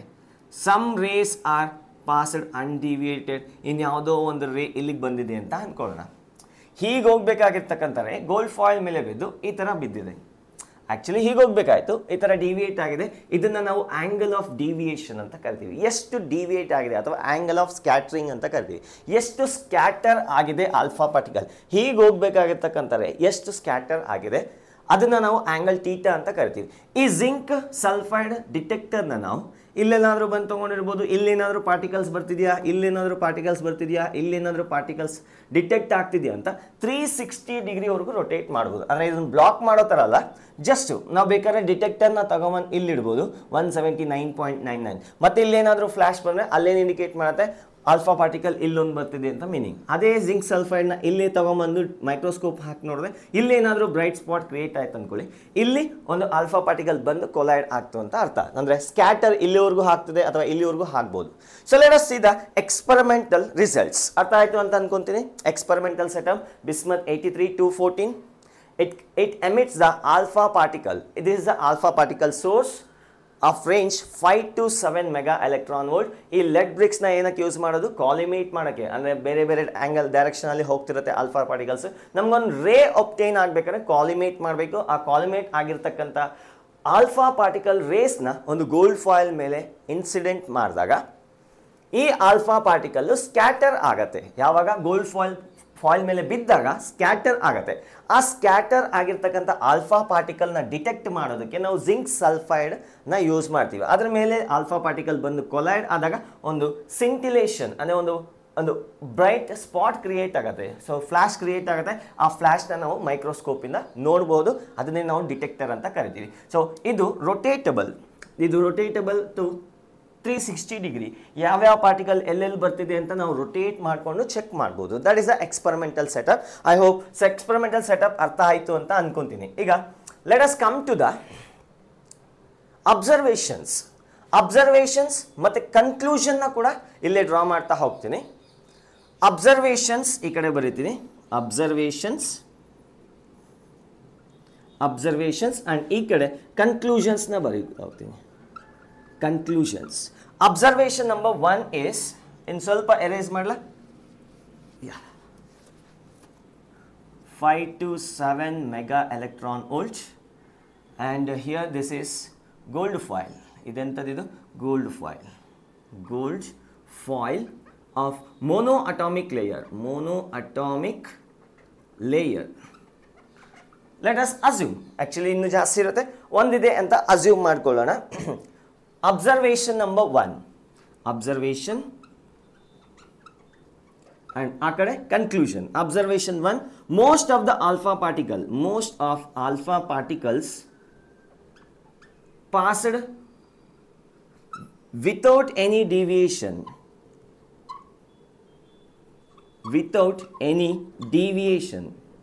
ಯಾವುದೇ ರೀತಿ ಡಿವಿಯೇಷನ್ ಇಲ್ದಿರ ಆಲ್ಫಾ ಪಾರ್ಟಿಕಲ್ ಹಾಗೆ ಹೋಯ್ತು. ಎಷ್ಟು ಪಾರ್ಟಿಕಲ್ಸು, ಎಷ್ಟು percentage? 99.86% of the particles has gone without any scattering. Deviation ಇಲ್ದಿರನೇ ಹೋಯ್ತು. ಅಂದರೆ ಇಲ್ಲಿಂದ 100 ಪಾರ್ಟಿಕಲ್ಸ್ ಬಂದರೆ 100 or in other words you can consider 10,000 ಪಾರ್ಟಿಕಲ್ಸ್ನ ಕಳಿಸಿದ್ರೆ 9,986, nearly, not exact number, approximately ಎಲ್ಲ ಪಾರ್ಟಿಕಲ್ಸು ಇಲ್ಲೇ ಡಿಟೆಕ್ಟ್ ಆಗ್ತದೆ. ಅಂದರೆ ಸ್ಕ್ಯಾಟ್ರಿಂಗ್ ಆ್ಯಂಗಲ್ ಏನಿದೆ ಇದಕ್ಕೆ 0 ಇದೆ. Theta is equal to 0 degree for most of the particles. ಅದರ ಅರ್ಥ ಏನು ನೋಡಿ, ಆಲ್ಫಾ ಪಾರ್ಟಿಕಲ್ಸ್ ಬರ್ತಿದೆ, ಇಲ್ಲಿ ಗೋಲ್ಡ್ ಫಾಯಿಲ್ ಅಡ್ಡ ಇದೆ. What you mean by this observation? ಇಲ್ಲಿ ಗೋಲ್ಡ್ ಫಾಯಿಲ್ ಅಡ್ಡ ಇದೆ, ಆಲ್ಫಾ ಪಾರ್ಟಿಕಲ್ಸು ಬರ್ತಾ ಇದೆ, ಬಟ್ ಯಾವುದೇ ರೀತಿ ಡಿವಿಯೇಷನ್ ಇಲ್ದಿರೋ ಹೋಗ್ತಿದೆ. That means it is not opposing. ಅದೇನೋ ಅಬ್ಜೆಕ್ಷನ್ ಕ್ರಿಯೇಟ್ ಮಾಡ್ತಿಲ್ಲ. So can I say there is no deviation there because most of the gold foil is empty. ಅಂದರೆ ಅಲ್ಲಿ ಎಂಟಿ ರೀಜನ್ ಇರೋದ್ರಿಂದಾನೇ ಬರ್ತಾ ಇದೆ ಆಲ್ಫಾ ಪಾರ್ಟಿಕಲ್, ಯಾವುದೇ ರೀತಿ ಸ್ಕ್ಯಾಟ್ರಿಂಗ್ ಆಗ್ದಿರಾ ಅಂತ ನಾವು ಕನ್ಕ್ಲೂಷನ್ ಮಾಡ್ಬೋದು. That is a observation number 1. So next ನಾನು ಬರ್ತೀನಿ conclusion. So observation number 2. Very less particle, about 0.14 particles scattered more than 1 degree, more than 1 degree, ಕೆಲವೊಂದು ಪಾರ್ಟಿಕಲ್ಸ್ ಮಾತ್ರ 1 degree ಸ್ಕ್ಯಾಟರ್ ಆಯ್ತು. That is observation number 2. And observation number 3 is 1 in 8,000 particles, 8,000 alpha particles scattered by more than 90 degree, by more than 90 degree. So again there is a important observation. ಯಾವುದೋ ಒಂದು particle 8,000 ಪಾರ್ಟಿಕಲ್ಸ್ನ ಕಳಿಸಿದ್ರೆ ಅದರಲ್ಲಿ ಯಾವುದೋ ಒಂದು particle 90 ಡಿಗ್ರಿಗಿಂತ ಜಾಸ್ತಿ scatter ಆಗಿದೆ ಅಂದರೆ ನಾನು ಇದನ್ನು ಬ್ಯಾಕ್ ಸ್ಕ್ಯಾಟರಿಂಗ್ ಅಂತ ಕರೀಬೋದು. ಬ್ಯಾಕ್ ಸ್ಕ್ಯಾಟರಿಂಗ್ ನೋಡಿ, ಈ ಜಿಂಕ್ ಸಲ್ಫೈಡ್ ಇಲ್ಲಿಟ್ಟಾಗ ಮ್ಯಾಕ್ಸಿಮಮ್ ಪಾರ್ಟಿಕಲ್ಸ್ ಡಿಟೆಕ್ಟ್ ಆಗ್ತಿದೆ. ಒಂಚೂರು 1 ಡಿಗ್ರಿಗಿಂತ ಜಾಸ್ತಿ ಎಷ್ಟು ಪಾರ್ಟಿಕಲ್ ಡಿಟೆಕ್ಟ್ ಆಗ್ತಾ ಇದೆ? ಆಲ್ಮೋಸ್ಟ್ 0.14% ಆಫ್ ಪಾರ್ಟಿಕಲ್ಸ್ ಇಲ್ಲಿ ಡಿಟೆಕ್ಟ್ ಆಗ್ತಾ ಇದೆ. ಈ ಡಿಟೆಕ್ಟರ್ನ ನಾನು 90 ಡಿಗ್ರಿಗಿಂತ ಸ್ವಲ್ಪ ಜಾಸ್ತಿ ಇಡ್ತೀನಿ. 1 in 8,000, ನೀವು 8,000 ಪಾರ್ಟಿಕಲ್ಸ್ನ ಸೆಂಡ್ ಮಾಡಿ ಯಾವುದೋ ಒಂದು 8,000 ಪಾರ್ಟಿಕಲ್ಸಲ್ಲಿ ಈ ಕಡೆಗೆ ರಿಫ್ಲೆಕ್ಟ್ ಆಗ್ತದೆ ಅಂದರೆ ಬ್ಯಾಕ್ ಸ್ಕ್ಯಾಟ್ರಿಂಗ್. ಹೀಗೆ ಬಂದಿರೋದು ಹೀಗೆ ಬರ್ಬೋದು, ಇಲ್ಲ ಹೀಗೆ ಬರ್ಬೋದು, ಹೀಗೆ ಹೋಗ್ಬೋದು. It depends. ಅಂದರೆ ಈ ಥರ ಈ ಕಡೆಗೆ ಬರಬೇಕಂತಿಲ್ಲ, ಆ ಕಡೆನೂ ಹೋಗ್ಬೋದು, ಮೇಲೇನೂ ಹೋಗ್ಬೋದು. That is the experimental setup. So I hope you understood. ಅರ್ಥ ಆಯಿತು ಅಂತ ಅನ್ಕೊಂತೀನಿ. So that is the observation number 3. So let us see observation number 4. very important. 1 in million particles, 1 in 10 power 6 alpha particles scattered by 180 degree, nearly, not exactly, maybe 179.9. Sir ಹಾಗಾದ್ರೆ ಈ zinc ಡಿಟೆಕ್ಟರ್ನ ಇಲ್ಲಿ ತಗೊಂಬಂದ್ರೆ ಹೆಂಗ್ ಡಿಟೆಕ್ಟ್ ಮಾಡೋದು? Alpha incoming alpha ಪಾರ್ಟಿಕಲ್ನೇ block ಮಾಡುತ್ತಲ್ಲ, ಈ ಜಿಂಕ್ ಡಿಟೆಕ್ಟರ್ನ ಒಂಚೂರು ಆಲ್ಫಾ ಪಾರ್ಟಿಕಲ್ ಇನ್ಕಮಿಂಗ್ ಆಲ್ಫಾ ಪಾರ್ಟಿಕಲ್ಸ್ನ ಬ್ಲಾಕ್ ಮಾಡಿದಿರ ಡಿಟೆಕ್ಟ್ ಆಗೋ ಥರ ನಾವು ಈ ಜಿಂಕ್ ಸಲ್ಫೈಡ್ನ ಇಲ್ಲಿ ತೊಗೊಂಬಂದು ಇಟ್ಟಿದ್ದೀವಿ. ಅರ್ಥ ಆಯ್ತಾ? So what I mean to say is 179 degree ಅಂತ ಅನ್ಕೊಳ್ಳೋಣ. ನಿಯರ್ಲಿ 180 ಇಟ್ಟರೆ ಇನ್ಕಮಿಂಗ್ ಪಾರ್ಟಿಕಲ್ಸೇ ಬ್ಲಾಕ್ ಆಗಿಬಿಡುತ್ತೆ. So what we do is ಈ ಜಿಂಕ್ ಡಿಟೆಕ್ಟರ್ನ ಇಲ್ಲಿ ಬಂದು ಡಿಟೆಕ್ಟ್ ಮಾಡೋದಕ್ಕೆ ಟ್ರೈ ಮಾಡ್ತೀವಿ. That is the observation number 4. Let us see what are the conclusion. ಈ ಅಬ್ಸರ್ವೇಷನ್ಸಿಂದ ಏನೇನು ಕನ್ಕ್ಲೂಷನ್ನ ಡ್ರಾ ಮಾಡ್ಬೋದು ಅಂತ ನೋಡೋಣ. Conclusion number 1 from observation 1, most of the alpha particle ಯಾವುದೇ ರೀತಿಯಾಗಿರ್ತಕ್ಕಂಥ ಸ್ಕ್ಯಾಟ್ರಿಂಗ್ ಇಲ್ಲದೆ ಹಾಗೆ ಹೋಗ್ತಿದೆ ಅಂದರೆ what we can say most of the atom is empty ಅಂತ ಹೇಳ್ಬೋದಾ? ಆ್ಯಕ್ಚುಲಿ ಇದರಲ್ಲೆಲ್ಲ ಏನಿದೆ? ಗೋಲ್ಡ್ ಆಟಮ್ಸ್ ಇದೆ. ಆ ಗೋಲ್ಡ್ ಆಟಮ್ಸು ಇಷ್ಟು ಪರ್ಸೆಂಟೇಜು ಆಲ್ಫಾ ಪಾರ್ಟಿಕಲ್ನ ಹಾಗೆ ಹೊರಗಡೆಗೆ ಬಿಡ್ತಿದೆ, ಏನೂ ಅಡ್ಡನೇ ಹೇಳ್ತಿಲ್ಲ. What it means is most of the atom is empty space. Most of the atom is empty space. Most of the atom is empty space. Conclusion number 2. ನೋಡಿ, ಇಷ್ಟು particles 0.14 particles scatter ಆಗ್ತಿದೆ. ಎಷ್ಟು? Hardly greater than 1 degree or 2 degree 3 degree ಸ್ವಲ್ಪ particles scatter ಆಗ್ತಿದೆ. ಅಂದರೆ ಸ್ವಲ್ಪ particles ಯಾಕೆ scatter ಆಗ್ತಿದೆ ಅಂದರೆ ಇಲ್ಲಿ ಬರ್ತಿರ್ತಕ್ಕಂಥ ಪಾರ್ಟಿಕಲ್ಸ್ ಯಾವ? Alpha particle. ಆಲ್ಫಾ ಪಾರ್ಟಿಕಲ್ಸ್ನ ಅಂದರೆ ಪಾಸಿಟಿವ್ ಚಾರ್ಜ್ ಇರುತ್ತಾ +2e ಇರುತ್ತೆ ಆಲ್ಫಾ ಪಾರ್ಟಿಕಲ್ಗೆ. ಆಲ್ಫಾ ಪಾರ್ಟಿಕಲ್ ಪಾಸಿಟಿವ್ ಚಾರ್ಜ್ ಇರ್ತಕ್ಕಂಥ ಆಲ್ಫಾ ಪಾರ್ಟಿಕಲ್ನ ಸ್ವಲ್ಪ ಡಿವಿಯೇಟ್ ಮಾಡ್ತಿದೆ ಅಂದರೆ ಅಲ್ಲಿ ಯಾವುದೋ ಇನ್ನೊಂದು ರಿಪಲ್ಷನ್ ಫೋರ್ಸ್ ಇರಬೇಕು. ನಾನು ಹೀಗೆ ಬರ್ತಾ ಇದ್ದೀನಪ್ಪ, ಬರ್ತಾ ಈ ಥರ ಹೋಗೋ ಥರ ಆಗ್ತಿದೆ ಅಂದರೆ ಇಲ್ಲಿ ಯಾವುದೋ ಒಂದು ಫೋರ್ಸು ನನಗೆ ಅಬ್ಜೆಕ್ಷನ್ ಮಾಡ್ತಿದೆ. So there should be some electrostatic force of repulsion so that it experiences a repulsion, yaudu alpha particle, and it takes the deviation. So that means there should be some positive charge, there should be some positive charge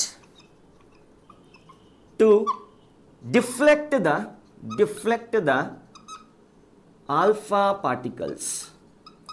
ಅಲ್ಲಿ ಯಾವುದೋ ಒಂದು ಸ್ವಲ್ಪ positive charge ಇದೆ, ಹಾಗಾಗಿ ಆ alpha particle ಸ್ವಲ್ಪ deviate ಆಗ್ತಿದೆ. ನಾವು coming to this very important point. 1 in 10 power 6 alpha particle, ಯಾವುದೋ ಒಂದು alpha particle 1 lakh alpha particle, ಒಂದು ಆಲ್ಫಾ ಪಾರ್ಟಿಕಲ್ ಸೊ ಹೀಗೆ ಹೋಗಿ ಮತ್ತೆ ಹೀಗೆ ವಾಪಸ್ ಬರ್ತಿದೆ. ಅಂದರೆ ಸ್ಕ್ಯಾಟ್ರಿಂಗ್ ಆ್ಯಂಗಲ್ ಎಷ್ಟಾಯಿತು? 180 ಡಿಗ್ರಿ. ಸೊ ಇನ್ನೊಂದು ಸತಿ ನೋಡ್ಕೊಳ್ಳಿ. ಸೊ ಆಲ್ಫಾ ಪಾರ್ಟಿಕಲ್ ಇಲ್ಲಿ ಬರ್ತಿದೆ, ಇಲ್ಲೇನೋ ಇದೆ, ಗೋಲ್ಡ್ ಆಟಮ್ಸ್ ಇದೆ, ಇಲ್ಲಿ ಗೋಲ್ಡ್ ಆಟಮ್ಸ್ ಇದೆ. ಆಲ್ಫಾ ಪಾರ್ಟಿಕಲ್ ಈಗ ಬರ್ತಾ ಹಾಗೆ ಬಂದು ರಿವರ್ಸ್ ತಿಳ್ಕೊಂಡು ಮತ್ತೆ ವಾಪಸ್ ಹೋಗ್ತಿದೆ. ಸ್ಕ್ಯಾಟರಿಂಗ್ ಆಂಗಲ್ ಹಂಗೆ ಎಷ್ಟಾಗ್ತಿದೆ? So that is theta is equals to 180 degree. So there should be a huge mass and with positive charge.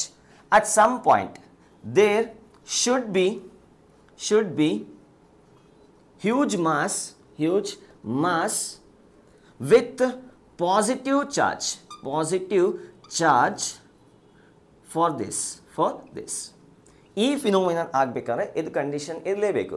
Observations ಮೇಲೆ ಕನ್ಕ್ಲೂಷನ್ಸ್ ನ ಡ್ರಾ ಮಾಡ್ತಾರೆ. ನೋಡಿ, ಫಸ್ಟ್ ಅಬ್ಸರ್ವೇಷನ್ ಏನು?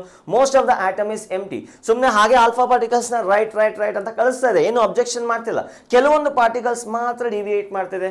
ಅಂದ್ರೆ ಪೂರ್ತಿ ಗೋಲ್ಡ್ ಫಾಯಿಲ್ ಎಲ್ಲ ಆಲ್ಮೋಸ್ಟ್ ಎಂಟಿ ಇದೆ, ಅದರಿಂದ ಮ್ಯಾಕ್ಸಿಮಮ್ ಪಾರ್ಟಿಕಲ್ಸ್ ಹಾಗೆ ಹೋಗ್ತಿದೆ.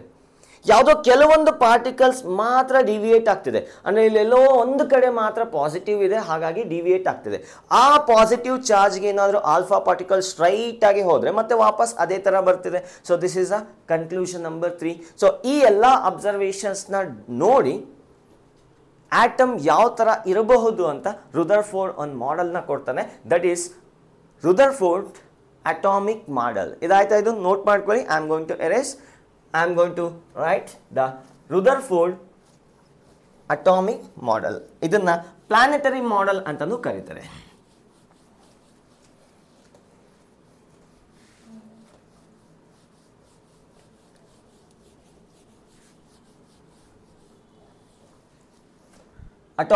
Atomic model of Rutherford. Atomic model of Rutherford. ಇದನ್ನ ಪ್ಲಾನೆಟರಿ ಮಾಡೆಲ್ ಅಂತ ಕರೀತಾರೆ. Planetary model. ಸೊ ಇವ್ರ ಪ್ರಕಾರ the atom is made up of a central positive charge that is called as nucleus. Nucleus ಅಲ್ಲಿ positive charge ಇದೆ. Am I able to convince you? ಒಂದು atom ಅಲ್ಲಿ centre ಅಲ್ಲಿ nucleus ಇದೆ, ಆ ನ್ಯೂಕ್ಲಿಯಸ್ ಪಾಸಿಟಿವ್ ಚಾರ್ಜ್ ಆಗಿದೆ, ಅದರ ಸುತ್ತಲೂ ಎಲೆಕ್ಟ್ರಾನ್ಸ್ ರೆವಾಲ್ವ್ ಆಗ್ತಿದೆ ಅಂತ ಹೇಳ್ತಾರೆ. The electrons are revolving around the positive charge like how the planets revolve around the sun. Planets ಯಾವ ರೀತಿ ಸನ್ ಸುತ್ತತ್ತೋ ಅದೇ ರೀತಿ ಎಲೆಕ್ಟ್ರಾನ್ಸು ನ್ಯೂಕ್ಲಿಯಸ್ ಸುತ್ತತ್ತೆ ಅಂತ ಇವ್ರು ಹೇಳ್ತಾರೆ. Such that the size of the atom is 10⁻⁻10 metre ಅಥವಾ ಆಂಗ್ಸ್ಟ್ರಾಮ್ ಅಂತ ಹೇಳ್ಬೋದು. ಈ ಆಟಮ್ ಸೈಜು ನಿಯರ್ಲಿ 1 ಆಂಗ್ಸ್ಟ್ರಾಮ್ ಇರುತ್ತೆ. And the size of the nucleus is 10⁻⁻15 metre. So ಇದನ್ನು ನಾವು ಎಕ್ಸ್ಪರಿಮೆಂಟಲ್ ಫ್ಯಾಕ್ಟ್ಸಿಂದ ನಾವು ಬೇಕಾದ್ರೆ ಕ್ಯಾಲ್ಕುಲೇಷನ್ ಮಾಡ್ಬೋದು. So later it was discovered that it is 10⁻⁻15 metre. ಇದನ್ನೇ ನಾವು ಫರ್ಮಿ ಅಂತ ಕರಿತೀವಿ. So this is the atomic model given by the Rutherford. According to Rutherford, the atom consist of A centrally positive charge and it is very huge. ತುಂಬಾನೇ mass ಇರುತ್ತೆ, ಇದಕ್ಕೆ huge mass ಇರುತ್ತೆ. ಅದರ ಸುತ್ತಲೂ ಎಲೆಕ್ಟ್ರಾನ್ಸು ಪ್ಲಾನೆಟ್ಸ್ ಯಾವ ಥರ ಸನ್ ಸುತ್ತತ್ತೋ ಆ ರೀತಿ ಸುತ್ತಿರುತ್ತೆ ಅಂತ ರುದರ್ಫೋರ್ಡ್ ಹೇಳ್ತಾನೆ. ಸೊ ಇದ್ರ ಪ್ರಕಾರ 10⁻⁻15 metre is the size of the nucleus, 10⁻⁻10. So ಈಗ ನ್ಯೂಕ್ಲಿಯಸ್ನ ಕಂಪೇರ್ ಮಾಡಿದ್ರೆ ಆಟಮು ಎಷ್ಟು ದೊಡ್ಡದು? ಇದು ಆಟಮ್ ಆದರೆ ಇದು nucleus. Compared to the atom, nucleus is 10⁻5 times smaller. ಅಂದರೆ ಇದು 10⁻⁻10 ಇದ್ರೆ ಇದು 10⁻⁻15 ಇದೆ. ಇದಕ್ಕಿಂತ ಅಂದರೆ ಆಟಮ್ ಸೈಜ್ ಕಂಪೇರ್ ಮಾಡಿದ್ರೆ ನ್ಯೂಕ್ಲಿಯಸ್ಸು 10⁻5 1,00,000 ಟೈಮ್ಸ್ ಚಿಕ್ಕದು. ಅಂದರೆ ನಾನು ಬರೆಯೋದಕ್ಕೆ ಎಷ್ಟು ದಪ್ಪ ಬರ್ತೀನಿ, ಆ್ಯಕ್ಚುಲಿ ನಾನು ಬರೀಬೇಕಾದ್ರೆ ಇನ್ನೂ ಸ್ಮಾಲ್ ಆಗಿ ಬರೀಬೇಕು. So if you consider a small grain, ಒಂದು ಇದರತ್ತೆಲ್ಲ ಮಣ್ಣಿಂದು ಕಣ ಇಲ್ಲಿದೆ ಅಂತ ಅಂದ್ಕೊಳ್ಳಿ, ಅದೇ ನ್ಯೂಕ್ಲಿಯಸ್ ಅಂತ ಅಂದ್ಕೊಳ್ಳಿ. ಆ ಮಣ್ಣಿನ ಕಣ ನ್ಯೂಕ್ಲಿಯಸ್ ಆದರೆ ಎಲೆಕ್ಟ್ರಾನ್ಸು ಈ ರೂಮ್ ಗೋಡೆ ಹತ್ರ ಫಸ್ಟ್ ಆರ್ಬಿಟ್ ಇರುತ್ತೆ ಅಂತ ಹೇಳ್ತಾರೆ. ಈ ರೂಮ್ ಗೋಡೆ ಇದೆಯಲ್ಲ ಅಲ್ಲಿ ಎಲೆಕ್ಟ್ರಾನ್ಸ್ ಸುತ್ತಿರುತ್ತೆ ಅಂತ ಹೇಳ್ತಾರೆ. So that is a compassion of size. Most of the atom is ಅಂದರೆ ಇಲ್ಲಿಂದ ಇಲ್ಲಿಗೆ ಈ ಸೈಜ್ ಏನಿದೆ ಅದ್ರ 1,00,000 ಟೈಮ್ಸು ಖಾಲಿ ಸ್ಪೇಸ್ ಇದೆ ಅಂತ ಹೇಳ್ತಾರೆ. That means most of the atom is empty space. ಇಲ್ಲಿ ಯಾವುದೇ ರೀತಿ ಆಗತಕ್ಕಂಥ ಪಾರ್ಟಿಕಲ್ಸ್ ಇಲ್ಲ, ಇಲ್ಲಿ ಎಲೆಕ್ಟ್ರಾನ್ಸ್ ರೆವಾಲ್ವ್ ಆಗ್ತಿದೆ. ಸೊ ಹಾಗಾಗಿ ಆಲ್ಫಾ ಪಾರ್ಟಿಕಲ್ಸು ಇಲ್ಲೆಲ್ಲಿಂದ ನಾವು ಬರ್ತಕ್ಕಂಥ ಆಲ್ಫಾ ಪಾರ್ಟಿಕಲ್ಸು ಹಾಗೆ ಹೋಗ್ತೆ. Most of the alpha particles passes without any deviation. Are you able to understand? Observations ನೆನಪಿದೆಯಾ? Rutherford gold foil experiment observation ಅದೇ ತಾನೆ. ಸೊ ಇಲ್ಲಿಂದ ಬರ್ತಕ್ಕಂಥ ಪಾರ್ಟಿಕಲ್ಸು ಹಾಗೆ ಹೋಗುತ್ತೆ. ಇಲ್ಲಿ ವೆರಿ ಸ್ಮಾಲ್ ಆಗಿದೆಯಪ್ಪ, ತುಂಬ ಸ್ಮಾಲ್ ಆಗಿದೆ. ಸೊ ಸಪೋಸ್ ಯಾವುದೋ ಒಂದು ಆಲ್ಫಾ ಪಾರ್ಟಿಕಲ್, ಸರ್ ಹಾಗಾದರೆ ಇಲ್ಲಿ ಎಲೆಕ್ಟ್ರಾನ್ಸ್ ಏನು ಮಾಡ್ತಿದೆ? That's what question. ಒಂದು ಕ್ವಶನ್ ಬರಬೇಕು, ಈ ಆಲ್ಫಾ ಪಾರ್ಟಿಕಲ್ಸ್ ಬರ್ತಿರ್ಬೇಕಾದ್ರೆ ಈ ಎಲೆಕ್ಟ್ರಾನ್ಸ್ ಏನು ಅಬ್ಜೆಕ್ಟ್ ಮಾಡಲ್ವಾ? ಅರೆ ಆಲ್ಫಾ ಪಾರ್ಟಿಕಲ್ ಅಂದರೆ it consist of 2 protons and 2 neutron. What is the atomic mass number? 4 AMU. Atomic mass ಎಷ್ಟು? 4 AMU. ಇಲ್ಲಿರ್ತಕ್ಕಂಥ ಎಲೆಕ್ಟ್ರಾನ್ದು ಮಾಸ್ ಎಷ್ಟು? 1/1836 AMU. So compared to alpha particle electrons are nothing. So ಅವು ಲೆಕ್ಕನೇ ಮಾಡಲ್ಲ, ಎಲೆಕ್ಟ್ರಾನ್ಸ್ ಇದ್ರೂ ಓಕೆ ಇಲ್ದಿದ್ರೂ ಓಕೆ. ಅರೆ ಫಸ್ಟ್ ಆಫ್ ಆಲ್ ಇಲ್ಲಿಂದ ಇಲ್ಲಿಗೆ ತುಂಬ ಸ್ಪೇಸ್ ಇದೆ, ಆಲ್ಫಾ ಪಾರ್ಟಿಕಲ್ ಇಲ್ಲಿ ಹೋಗ್ಬೋದಲ್ಲ, ಎಲೆಕ್ಟ್ರಾನ್ಸ್ ಎಲ್ಲಿದ್ರೆ ಅಲ್ಲಿಗೆ ಕೊಲೈಡ್ ಆಗೋ ಚಾನ್ಸಸ್ ತುಂಬ ಕಮ್ಮಿ ಇರುತ್ತೆ. ಇದ್ರೂ ಪರವಾಗಿಲ್ಲ, ಅದು ತುಂಬ ನೆಗ್ಲಿಜಿಬಲ್ ಮಾಸ್ ಆಗಿರೋದ್ರಿಂದ so they don't care about electrons. Electron ಬಗ್ಗೆ ಕೇರೇ ಮಾಡಲ್ಲ. ಹಾಗಾಗಿ alpha particle, most of the alpha particles passes without any deviation. This is the first observation according to this the model. ಅದರ ಪ್ರಕಾರ ಮಾಡೆಲ್ನ ಪ್ರಪೋಸ್ ಮಾಡ್ತಾರೆ ಯಾರು? Rutherford. So next is the point ಬೇಕಾದ್ರೆ ಬರ್ಕೊಳ್ಳಿ. electrons revolve around the nucleus in circular orbits. The size of the atom is nearly 10⁻⁻10 meter and the size of nucleus is nearly 10⁻⁻15 meter. ಇದನ್ನ angstrom ಅಂತ ಕರಿತೀವಿ, ಇದನ್ನ Fermi ಅಂತ ಕರಿತೀವಿ, FM Fermi ಅಂತ ಕರಿತೀವಿ. ಸೊ ಇದು ಹೇಗೆ ಹೇಳಿದ್ರು ಸರ್ 10⁻⁻15 ಅಂತ? ನೆಕ್ಸ್ಟ್ ಕ್ಯಾಲ್ಕುಲೇಷನ್ ಇದೆ, ಒಂದು ಅಬ್ಸರ್ವೇಷನ್ ಇದೆ, ಅದನ್ನ ಕ್ಯಾಲ್ಕುಲೇಷನ್ ಮಾಡಿದ್ಮೇಲೆ you will come to know the size of the nucleus in the range, in the order. ನಾನು ಎಕ್ಸಾಕ್ಟ್ ಹೇಳ್ತಿಲ್ಲ, in the order of 10⁻⁻15 meter. And ಈಗ ಎಲೆಕ್ಟ್ರಾನ್ಸ್ ರಿವಾಲ್ವ್ ಆಗ್ತಿದೆ ಅಂದರೆ ಸೆಂಟ್ರಿಪಿಟಲ್ ಫೋರ್ಸ್ ಪ್ರೊವೈಡ್ ಮಾಡಿ, ಯಾರೋ ಒಬ್ರು ಸೆಂಟ್ರಿಪಿಟಲ್ ಫೋರ್ಸ್ ಪ್ರೊವೈಡ್ ಮಾಡಬೇಕಾ? ಆ ಸೆಂಟ್ರಿಪಿಟಲ್ ಫೋರ್ಸ್ನ ಯಾರು ಪ್ರೊವೈಡ್ ಮಾಡ್ತಾರೆ ಅಂದರೆ that is provided by electrostatic force between the electron and nucleus. ಇದು ನೆಗೆಟಿವ್ ಚಾರ್ಜು, ಇದು ಪಾಸಿಟಿವ್ ಚಾರ್ಜ್. ಇದು ಎಷ್ಟು ಪಾಸಿಟಿವ್ ಚಾರ್ಜ್ ಇರುತ್ತೆ? That is given by +ZE. ನೋಡಿ, ಒಂದು ನ್ಯೂಟ್ರಲ್ ಆಟಮ್ನ ತಗೊಂಡ್ರೆ, ಒಂದು ಸ್ಟೇಬಲ್ ಆಟಮ್ನ ತಗೊಂಡ್ರೆ ಇಟ್ ಶುಡ್ ಬಿ ನ್ಯೂಟ್ರಲ್. ಎಷ್ಟು ಪಾಸಿಟಿವ್ ಚಾರ್ಜ್ ಇರುತ್ತೋ ಅಷ್ಟು ನೆಗೆಟಿವ್ ಚಾರ್ಜ್ ಇರಬೇಕು. ಈಗ ಎಲೆಕ್ಟ್ರಾನ್ಸು 79 ಎಲೆಕ್ಟ್ರಾನ್ಸ್ ಇರಬೇಕು. ಯಾವುದರಲ್ಲಿ? ಗೋಲ್ಡಲ್ಲಿ. Atomic number for the gold is 79 electrons. ಎಲ್ಲ ಇಲ್ಲೇ ಇಲ್ಲ, ಬೇರೆ ಬೇರೆ ಕಡೆ ಇದೆ, ಇನ್ನು ಮುಂದಕ್ಕೆ ಇದೆ. ಒಂದು ಎಲೆಕ್ಟ್ರಾನ್ ಇಲ್ಲಿ ಸುತ್ತಿದೆ ಅಂದರೆ ಇದಕ್ಕೆ ಬೇಕಾಗಿರ್ತಕ್ಕಂಥ ಸೆಂಟ್ರಿಪಿಟಲ್ ಫೋರ್ಸು ಯಾರು ಪ್ರೊವೈಡ್ ಮಾಡ್ತಾರೆ? It is provided by the electrostatic force between the nucleus and electron. ಇಲ್ಲಿ ಬೇಕಾದ್ರೆ ಬರ್ಕೊಳ್ಳಿ. Next point, the necessary centripetal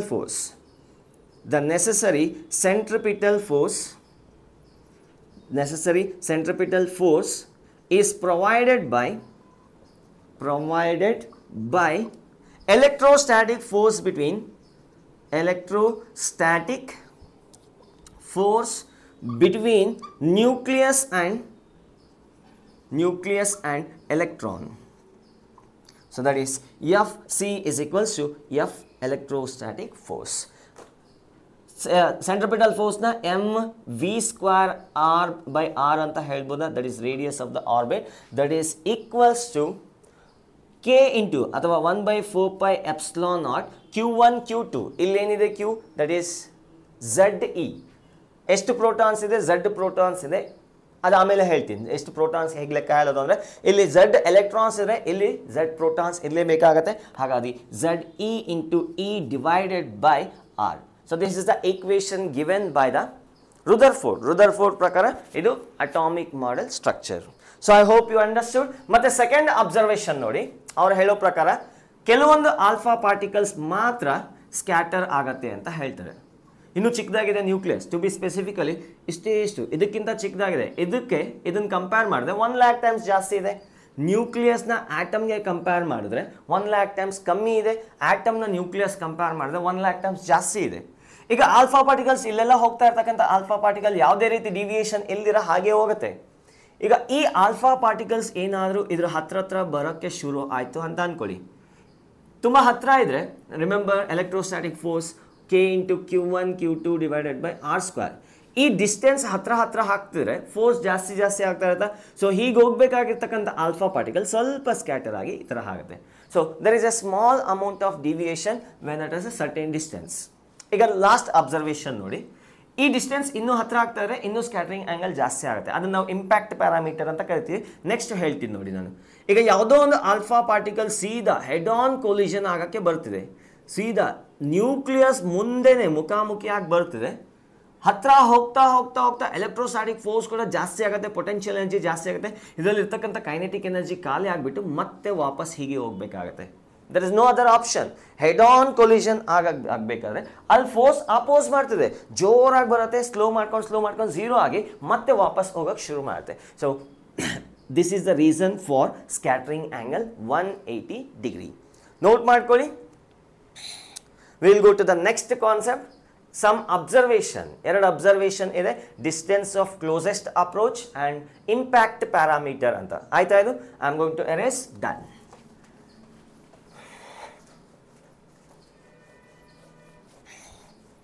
impact parameter name suggest ಮಾಡ್ತಾ ಇದ್ದೀನಿ ನೋಡಿ, ಎಷ್ಟು ಇಂಪ್ಯಾಕ್ಟ್ ಆಗತ್ತೆ ಅಂತ. Impact parameter it is related to scattering. So ಒಂದು ಆಲ್ಫಾ ಪಾರ್ಟಿಕಲ್ನ ಕನ್ಸಿಡರ್ ಮಾಡೋಣ, ಒಂದು ಗೋಲ್ಡ್ ಆಟಮ್ನ ಕನ್ಸಿಡರ್ ಮಾಡೋಣ. Gold atom is consist of plus ZE positive charge. ಇಲ್ಲೆಲ್ಲೋ ಸುತ್ತಲೂ ಎಲೆಕ್ಟ್ರಾನ್ಸ್ ರೆವಾಲ್ವ್ ಆಗ್ತಿದೆ ಅಂತ ಅಂದ್ಕೊಳ್ಳೋಣ. Let us assume this is a thing. ಇಲ್ಲಿ ಕನ್ಸಿಡರ್ ಮಾಡ್ತೀನಿ ಒಂಚೂರು down side. So this is nucleus plus ZE and electrons are revolving somewhere here. ಅಲ್ಲೆಲ್ಲೋ electrons ಸುತ್ತಿದೆ ಅಂತ ಅಂದ್ಕೊಳ್ಳೋಣ. ಫಸ್ಟ್ ಆರ್ಬಿಟ್ ಎಲ್ಲೆಲ್ಲೋ ಇದೆ, 1 lakh times ದೂರದಲ್ಲಿ ಇದೆ ಅದು. ನಾವು ಒಂದು ಆಲ್ಫಾ ಪಾರ್ಟಿಕಲ್ ಪ್ರೊಜೆಕ್ಟ್ ಆಯಿತು ಈ ಕಡೆಗೆ. ಆಲ್ಫಾ ಪಾರ್ಟಿಕಲ್ ಸೋರ್ಸ್ ಇದೆಯಲ್ಲ, ಬಿಸ್ಮನ್ 83 214, ಅಲ್ಲಿಂದ ಒಂದು ಆಲ್ಫಾ ಪಾರ್ಟಿಕಲ್ ಪ್ರೊಜೆಕ್ಟ್ ಆಯಿತು. ಈಗ ಆಲ್ಫಾ ಪಾರ್ಟಿಕಲ್ ಇಲ್ಲಿ ಪ್ರೊಜೆಕ್ಟ್ ಈ ಡೈರೆಕ್ಷನ್ ಹೋಗಬೇಕಾಗಿತ್ತು. ಇದು ಹತ್ರ ಬರ್ತಾ ಇದ್ರ ನಡುವೆ ಎಲೆಕ್ಟ್ರೋಸ್ಟಾಟಿಕ್ ರಿಪಲ್ಷನ್ ಆಗುತ್ತೆ. ಸೊ ಸ್ವಲ್ಪ ರಿಪಲ್ಷನ್ ಆದಾಗ ಡಿವಿಯೇಷನ್ ಆಗುತ್ತೆ. The path followed is parabolic. Now let us define one important parameter, that is impact parameter. Impact parameter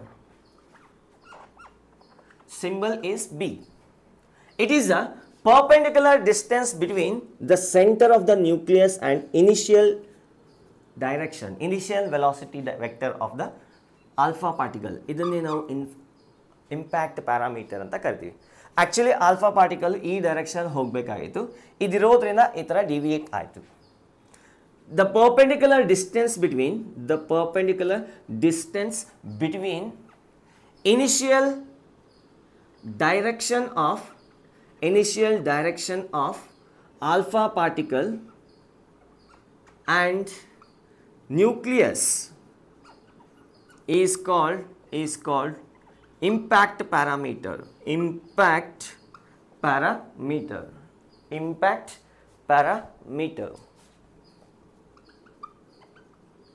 It is indicated by the symbol B. ನೋಡಿ, ಈ ಇಂಪ್ಯಾಕ್ಟ್ ಪ್ಯಾರಾಮೀಟರ್ ಕಮ್ಮಿ ಆಯಿತು ಅಂತ ಅಂದ್ಕೊಳ್ಳಿ. ಈಗ ಇನ್ನೊಂದು ಯಾವುದೋ ಆಲ್ಫಾ ಪಾರ್ಟಿಕಲ್, ಇದನ್ನು ರಿಮೂವ್ ಮಾಡ್ತೇನೆ. ಇನ್ನೊಂದು ಯಾವುದೋ ಆಲ್ಫಾ ಪಾರ್ಟಿಕಲ್ ಇಲ್ಲಿ ಪ್ರೊಜೆಕ್ಟ್ ಆಯಿತು, ಈ ಕಡೆಗೆ ಪ್ರೊಜೆಕ್ಟ್ ಆಯಿತು. ಆ ಆಲ್ಫಾ ಪಾರ್ಟಿಕಲ್ ಬರುತ್ತೆ ಇಲ್ಲಿ ಬಂದಾಗ ಇದ್ರ ನಡುವೆ ಫೋರ್ಸ್ ಜಾಸ್ತಿ ಇದೆ. ಮೊದಲು ಕನ್ಸಿಡರ್ ಮಾಡಿರೋದಕ್ಕಿಂತ ಈಗ ಫೋರ್ಸ್ ಜಾಸ್ತಿ ಇದೆ. ಹೀಗೆ ಬರೋವಾಗ ರಿಪಲ್ಷನ್ ಜಾಸ್ತಿ ಆಗ್ತಾ ಹೋದರೆ ಸ್ಕ್ಯಾಟ್ರಿಂಗ್ ಜಾಸ್ತಿ ಆಗುತ್ತೆ. The lesser the impact parameter, more the scattering angle. ಈಗ ಈ ಡಿಸ್ಟೆನ್ಸ್ನ ನಾನು ಇಂಪ್ಯಾಕ್ಟ್ ಪ್ಯಾರಾಮೀಟರ್ ಅಂತ ಕರಿಬೇಕಾಗುತ್ತೆ. So I hope you understand. So initial direction of the alpha particle and to the center of the nucleus, ಈ perpendicular distance ನ ನಾವೇನಂತ ಕರಿತೀವಿ, we call that as a impact parameter. So ನೋಡಿ, impact parameter ಜಾಸ್ತಿ ಆಗ್ತಿದ್ದಂಗೆ, ಅಂದರೆ ಈ particle ಇಲ್ಲಿ project ಆದಾಗ ಇದ್ರ ಮೇಲೆ ಇದ್ರ ಇನ್ಫ್ಲೂಯೆನ್ಸ್ ಜಾಸ್ತಿ ಕಮ್ಮಿ ಇರುತ್ತೆ, ಇದ್ರ ಮೇಲೆ ಇದ್ರ ಇನ್ಫ್ಲೂಯೆನ್ಸ್ ಕಮ್ಮಿ ಇರುತ್ತೆ. Because distance is more. B value ಕಮ್ಮಿ ಆಗ್ತಾ ಇದ್ರೆ ರಿಪಲ್ಷನ್ ಜಾಸ್ತಿ ಇರುತ್ತೆ, ಜಾಸ್ತಿ ಡಿವಿಯೇಷನ್ ಆಗುತ್ತೆ. Let us assume a special case, head on collision. Alpha particle ಸೀದಾ ನ್ಯೂಕ್ಲಿಯಸ್ಗೆ ಮುಖಾಮುಖಿ ಹೋಗ್ತಾ ಇದೆ ಅಂತ ಅಂದ್ಕೊಳ್ಳೋಣ. This is the initial direction of the alpha particle and when it get closes to the alpha particle, ಇದು ಹೋಗ್ತಾ ಏನಾಗುತ್ತೆ, ಪಾಸಿಟಿವ್ ಚಾರ್ಜ್ಗೆ ಅಟ್ರಾಕ್ಟ್ ಆಗ್ತದೆ. ಪಾಸಿಟಿವ್ ಚಾರ್ಜ್ಗೆ ಹತ್ರ ಆಗ್ತಾಯಿದೆ, ಅಟ್ರಾಕ್ಟ್ ಆಗಲ್ಲ, ರಿಪಲ್ ಆಗುತ್ತೆ. ಪಾಸಿಟಿವ್ ಚಾರ್ಜ್ಗೆ ಹತ್ರ ಆಗ್ತಾ ಇದ್ದಂಗೆ ಏನು ಸ್ಟಾರ್ಟ್ ಆಗ್ತದೆ, ರಿಪಲ್ಷನ್ ಜಾಸ್ತಿ ಆಗುತ್ತೆ. ಸೊ ಇನಿಷಿಯಲ್ ಆಗಿರ್ತಕ್ಕಂಥ alpha particle kinetic energy, alpha particle ಹತ್ರ ಹೋಗ್ತಾ ಕೈನೆಟಿಕ್ ಎನರ್ಜಿ ಕಮ್ಮಿ ಆಗುತ್ತೆ. ಮತ್ತು ಇಲ್ಲಿ ಫೈನಲ್ ಯಾವುದೋ ಒಂದು ಪೊಸಿಷನ್ಗೆ ಬಂದಾಗ ಕೈನೆಟಿಕ್ ಎನರ್ಜಿ ಝೀರೋ ಆಗುತ್ತೆ. ಅರೆ ಇಲ್ಲಿ ಪೊಟೆನ್ಷಿಯಲ್ ಎನರ್ಜಿ ಜಾಸ್ತಿ ಆಗ್ತಾ ಇದೆ, ಹತ್ರ ಆಗ್ತಾ ಇದೆ, ಅಲ್ಲಿ ಪಾಸಿಟಿವ್ ಚಾರ್ಜ್ ಇದೆ, ನಾನು ಆಲ್ಫಾ ಪಾರ್ಟಿಕಲ್ ಹೋಗ್ತಾ ಹೋಗ್ತಾ ಸ್ಪೀಡಾಗಿ ಬಂದೆ, ಸ್ಪೀಡಾಗಿ ಬರ್ತಾ ಬರ್ತಾ ಸ್ಪೀಡ್ ಏನಾಯಿತು ಆಮೇಲೆ ಕಮ್ಮಿ ಆಗ್ತಾ ಹೋಯಿತು ಹತ್ರ ಹೋಗ್ತಿದ್ದಾಗೆ, ಯಾವುದೋ ಒಂದು ಪಾಯಿಂಟ್ಗೆ ಬಂದು ನಿಂತ್ಕೊಂಡು ಮತ್ತೆ ವಾಪಸ್ ತಿರ್ಕೊಂಡು ಹಾಗೆ ಹೋದೆ.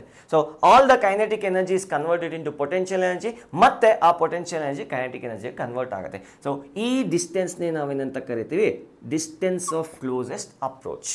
Distance of closest approach. That is the next topic, distance of closest approach. Head on collision ಅಲ್ಲಿ impact parameter ಏನಿರುತ್ತೆ 0. Make a note on that one. ಇದು ಯಾವುದು KCET ಅಲ್ಲಿ ಕೇಳಿದರೆ, ಇನ್ ಹೆಡ್ ಆನ್ ಕೊಲಿಷನ್ ಇಲ್ಲಿ ನ್ಯೂಕ್ಲಿಯಸ್ ಇದೆ ಅಂತ ಅನ್ಕೊಳ್ಳೋಣ, ಇಲ್ಲಿ alpha particle head on collision ಆಗಕ್ಕೆ ಬರ್ತಿದೆ, plus ZE, this is plus 2E, this is nucleus. In head-on collision, impact parameter is equal to 0. ಇಂಥ ಕೇಸ್ನಲ್ಲಿ ಇನ್ನೊಂದು ಸ್ಪೆಷಲ್ ಟರ್ಮ್ನ ಡಿಫೈನ್ ಮಾಡೋಣ, that is the distance of closest approach. Distance of closest approach. Distance of closest approach. That is R0. R0 is the distance of closest approach. ಈಗ head on collision ಆಗಕ್ಕೆ ಬರ್ತಿರ್ತಕ್ಕಂಥ alpha particle ಹತ್ರ ಬರುತ್ತೆ, ಅದ್ರ kinetic energy ಏನಾಗ್ತಾ ಹೋಗುತ್ತೆ, ಕಮ್ಮಿ ಆಗ್ತಾ ಹೋಗುತ್ತೆ. Remember the system of two charges. ಇಲ್ಲಿ Q1 ಇದೆ ಅಂತ ಅಂದ್ಕೊಳ್ಳೋಣ, ಇಲ್ಲಿ Q2 ಇದೆ ಅಂತ ಅಂದ್ಕೊಳ್ಳೋಣ. ಇದರ ಪೊಟೆನ್ಷಿಯಲ್ ಎನರ್ಜಿ ಏನಾಗುತ್ತೆ, so potential energy is equals to K into Q1. K means ಇಲ್ಲಿ ಈ ಟರ್ಮ್ನ ಯೂಸ್ ಮಾಡೋಣ, 1/4πε0 Q1 Q2 divided by R is the potential energy of this system. ಈ ಡಿಸ್ಟೆನ್ಸ್ ಕಮ್ಮಿ ಆಗ್ತಾ ಇದ್ದಂಗೆ ಪೊಟೆನ್ಷಿಯಲ್ ಎನರ್ಜಿ ಏನಾಗುತ್ತೆ, ಜಾಸ್ತಿ ಆಗ್ತಾ ಇರುತ್ತೆ. ಈಗ ಈ ಆಲ್ಫಾ ಪಾರ್ಟಿಕಲ್ ಹತ್ರ ಹಾಕ್ತಿದ್ದಂಗೆ when it get closer and closer potential energy ಏನಾಗುತ್ತೆ, ಜಾಸ್ತಿ ಆಗ್ತಾ ಇರುತ್ತೆ. ಅದಕ್ಕೆ ಪೊಟೆನ್ಷಿಯಲ್ ಎನರ್ಜಿ ಎಲ್ಲಿಂದ ಬಂತು, ಇನಿಷಿಯಲ್ ಆಗಿರ್ತಕ್ಕಂಥ ಕೈನೆಟಿಕ್ ಎನರ್ಜಿನೇ ತಾನೇ ಅದು ಪೊಟೆನ್ಷಿಯಲ್ ಆಗಿ ಎನರ್ಜಿ ಕನ್ವರ್ಟ್ ಮಾಡ್ತಾ ಇರೋದು. ಸೊ ಇನಿಷಿಯಲ್ ಆಗಿ ಆಲ್ಫಾ ಪಾರ್ಟಿಕಲ್ ಓಡೋಡಿ ಬರುತ್ತೆ 7 ಮೆಗಾ ಎಲೆಕ್ಟ್ರಾನ್ ವೋಲ್ಟ್, ಇಷ್ಟು ಸ್ಪೀಡ್, ಇಷ್ಟು ಕೈನೆಟಿಕ್ ಎನರ್ಜಿಯಿಂದ ಓಡೋಡಿ ಬರ್ತಾ ಇದೆ. ನ್ಯೂಕ್ಲಿಯಸ್ ಕಾಣ್ತಿದ್ದಂಗೆ ಸ್ಲೋ ಆಗುತ್ತೆ, ಯಾಕಂದರೆ ಅದು ರಿಪಲ್ಸ್ ಮಾಡ್ತಾ ಇದೆ. ನನ್ನ ಹತ್ರ ಇರ್ತಕ್ಕಂಥ ಕೈನೆಟಿಕ್ ಎನರ್ಜಿನ, ಅಂದರೆ ಆಲ್ಫಾ ಪಾರ್ಟಿಕಲ್ ಅಲ್ಲಿ ಇರ್ತಕ್ಕಂಥ ಕೈನೆಟಿಕ್ ಎನರ್ಜಿನ ಪೊಟೆನ್ಷಿಯಲ್ ಎನರ್ಜಿ ಆಗಿ ಕನ್ವರ್ಟ್ ಮಾಡುತ್ತೆ. Kinetic energy is being converted into potential energy. ಎಲ್ಲಿವರೆಗೂ ಕನ್ವರ್ಟ್ ಮಾಡುತ್ತೆ, ತನ್ನಲ್ಲಿರ್ತಕ್ಕಂಥ ಎಲ್ಲ ಕೈನೆಟಿಕ್ ಎನರ್ಜಿನ ಆಸ್ ಕ್ಲೋಸ್ ಆಸ್ ಪಾಸಿಬಲ್, ಎಲ್ಲಿವರೆಗೂ ಹೋಗೋಕ್ಕೆ ಸಾಧ್ಯ ಇದೆಯೋ ಅಲ್ಲಿವರೆಗೂ ಹೋಗೋದಕ್ಕೆ ಯೂಸ್ ಮಾಡುತ್ತೆ. ಸೊ ಫೈನಲ್ ಆಗಿ ಇಲ್ಲಿ ಬಂದಾಗ ಕೈನೆಟಿಕ್ ಎನರ್ಜಿ 0 ಇರುತ್ತೆ, ಮತ್ತೆ ರಿವರ್ಸ್ ತಿರ್ಕೊಂಡು ವಾಪಸ್ ಹೋಗೋಕ್ಕೆ ಶುರು ಮಾಡುತ್ತೆ. So all the kinetic energy is being converted into potential energy, then changes its path, then again go back in the same direction. So this is head on collision. So ಈ ಪ್ರೋಸೆಸ್ನಲ್ಲಿ ಎಲ್ಲಿವರೆಗೂ ಹೋಗುತ್ತೋ ಆ ಡಿಸ್ಟೆನ್ಸ್ನ ನಾವೇನಂತ ಕರಿತೀವಿ, we call that as a distance of closest approach. The least distance up to which a alpha particle can reach by spending all its kinetic energy is called as distance of closest approach anta karitivi.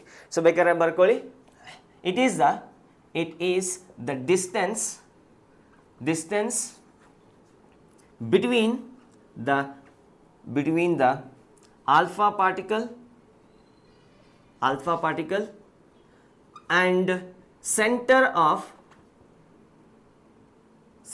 of nucleus just before alpha particle changing its direction.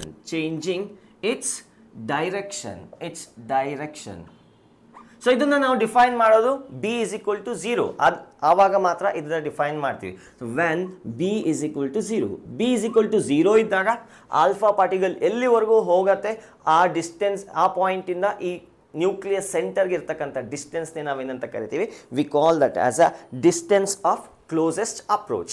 So let us derive the equation for the distance of closest approach. Distance of closest approach using law of conservation of energy. Using law of conservation of energy. Initial ಆಗಿ alpha particle ಎಲ್ಲಿತ್ತು, nucleus ಅಲ್ಲಿರ್ಬೇಕಾದ್ರೆ infinity ಇಂದಾನೆ ಬಂದಿದ್ದು.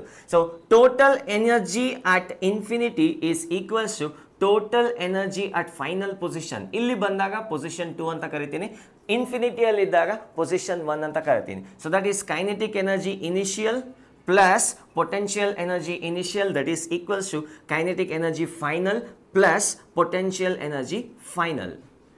Particle ಬಂದು ಇಲ್ಲಿ ನಿಂತ್ಕೊಂಡಾಗ initial final kinetic energy ಆಯಿತು, final ಆಗಿ ಇಲ್ಲಿ ಬಂದು ನಿಂತ್ಕೊಂತಾನೆ, ಆವಾಗ ಕೈನೆಟಿಕ್ ಎನರ್ಜಿ 0 ಇತ್ತು. And what is a potential energy initially? Potential energy initially nucleus ಇಲ್ಲಿದೆ, ಆಲ್ಫಾ ಪಾರ್ಟಿಕಲ್ ಇಲ್ಲೆಲ್ಲೋ ದೂರದಲ್ಲಿದೆ, ಇನ್ಫೈನೈಟ್ ಡಿಸ್ಟೆನ್ಸಲ್ಲಿ. ಅದೇ ಇನ್ಫೈನೈಟ್ ಅಂದರೆ ಗ್ರಾವಿಟೇಷನ್ ಚಾಪ್ಟರಲ್ಲಿ ನೆಕ್ಸ್ಟ್ ಸ್ಟಾರ್ವರೆಗೂ ಇರ್ತಕ್ಕಂಥ ಡಿಸ್ಟೆನ್ಸ್. ಅದೇ ಆಟಮ್ ಲ್ಯಾಂಗ್ವೇಜಲ್ಲಿ ನೆಕ್ಸ್ಟ್ ಒಂದು ಫ್ಯೂ ಸೆಂಟಿಮೀಟರ್ ದೂರನೇ ನಾವು ಇನ್ಫಿನಿಟಿ ಅಂತ ಕನ್ಸಿಡರ್ ಮಾಡಬೇಕಾಗುತ್ತೆ. So it is not like infinity is always a huge number. Infinity ಅಂದಿದ ತಕ್ಷಣ ಇಲ್ಲಿಂದ ನೆಕ್ಸ್ಟ್ ಸ್ಟಾರ್ಗಿರೋ ಡಿಸ್ಟೆನ್ಸ್ ಅಲ್ಲ. In the world of atoms, ಅದೇ ಆಟಮ್ಸ್ ಎಷ್ಟು ಸೈಜ್ ಇರುತ್ತೆ, 10⁻⁻⁹. ಅದಕ್ಕೆ 2 ಸೆಂಟಿಮೀಟರ್ ಅಂದ್ರೆ ಇನ್ಫಿನಿಟಿ, ಅಥವಾ 1 ಮೀಟರ್ ಅಂದ್ರೆ infinity. So like that this is a nucleus, this is the alpha particle. ಎಲ್ಲಿಂದ ಬರ್ತಿದೆ? ಬಿಸ್ಮತ್ 83-214 ಇಂದ ಬರ್ತಿದೆ. ಈಗ ಡಿಸ್ಟೆನ್ಸ್ ಎಷ್ಟಿದೆ? ಇನ್ಫಿನಿಟಿ ಇದೆ. ಇನಿಷಿಯಲ್ ಆಗಿ ಪೊಟೆನ್ಷಿಯಲ್ ಎನರ್ಜಿ ಎಷ್ಟಿದೆ? k into that is 1/4πε0 into Q1 Q2 divided by infinity. ಏನಾಯಿತು? 0 ಆಯಿತು. ಹಾಗಾದರೆ initially the potential energy of the alpha particle is 0. Finally, the kinetic energy is 0. So, initial kinetic energy is equals to, what is the potential energy? Q1 K into, that is 1/4πε0 Q1 Q2 divided by R0 square. 1/4πε0 Q1 Q2 divided by R0 square, where R0 is the distance of closest approach. ಎಲ್ಲಿ ಎಷ್ಟು ಹತ್ರವರೆಗೂ ಹೋಗುತ್ತೆ ಆ point ಇಂದ centre of the ನ್ಯೂಕ್ಲಿಯಸ್ಗೆ ಇರ್ತಕ್ಕಂಥ ಡಿಸ್ಟೆನ್ಸ್ನ R0 ಅಂತ ಕರಿತೀವಿ. So that is in other words R0 square ಅಲ್ಲ, R0 square ಅಲ್ಲ, R0, I am very sorry.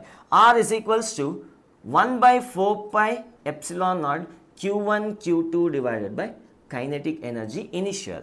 So this is the distance. R0 is equals to 1/4πε0 Q1 Q2 divided by K initial. So now we will consider ಮಾಡ್ತಾ ಇರ್ತಕ್ಕಂಥದ್ದು ಆಟಮ್ದು atomic number Z ಆದರೆ ಅದಕ್ಕೆ charge ಎಷ್ಟಿರುತ್ತೆ? ZE ಇರುತ್ತೆ, plus ZE. ಆಲ್ಫಾ ಪಾರ್ಟಿಕಲ್ಗೆ charge ಎಷ್ಟಿರುತ್ತೆ? Plus 2E ಇರುತ್ತೆ. In other words R0 is equals to 1/4πε0 into Q1 ಏನು? Plus 2E and Q2 is again ZE divided by kinetic energy initial. So ಇದನ್ನು ಬೇಕಾದ್ರೆ ಮಾಸ್ ಮತ್ತು ಸ್ಪೀಡ್ ಟರ್ಮ್ಸ್ ಅಲ್ಲಿ ಬರೀಬಹುದು.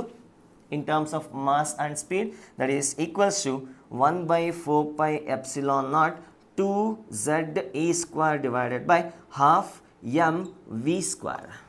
Half mv square. Distance of closest approach is inversely proportional to the square of the speed. ಕಾಣಿಸ್ತಿದೆಯಾ?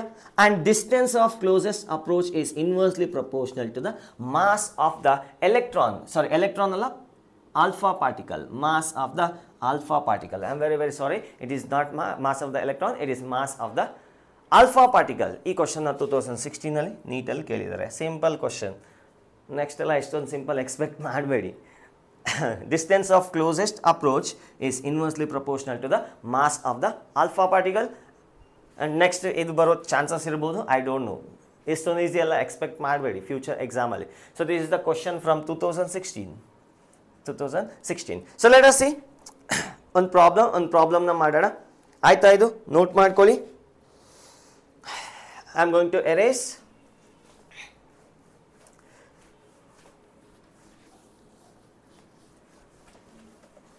In Rutherford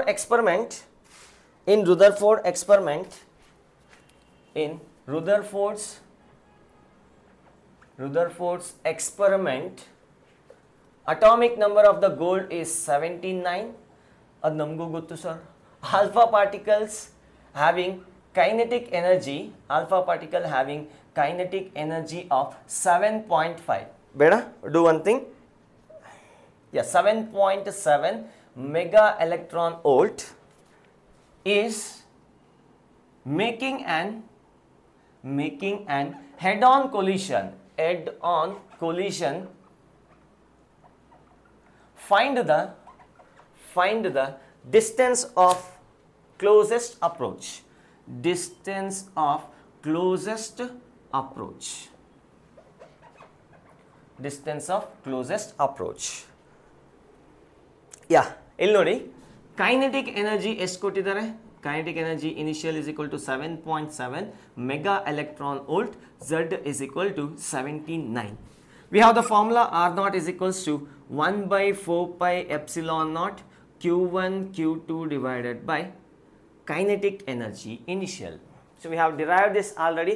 Q1 ಜಾಗದಲ್ಲಿ ಏನಾಗಬೇಕು plus 2e ಆಗಬೇಕು and Q2 is ZE. Z ಜಾಗದಲ್ಲಿ 79e. 79 into E square into 2 divided by kinetic energy initial.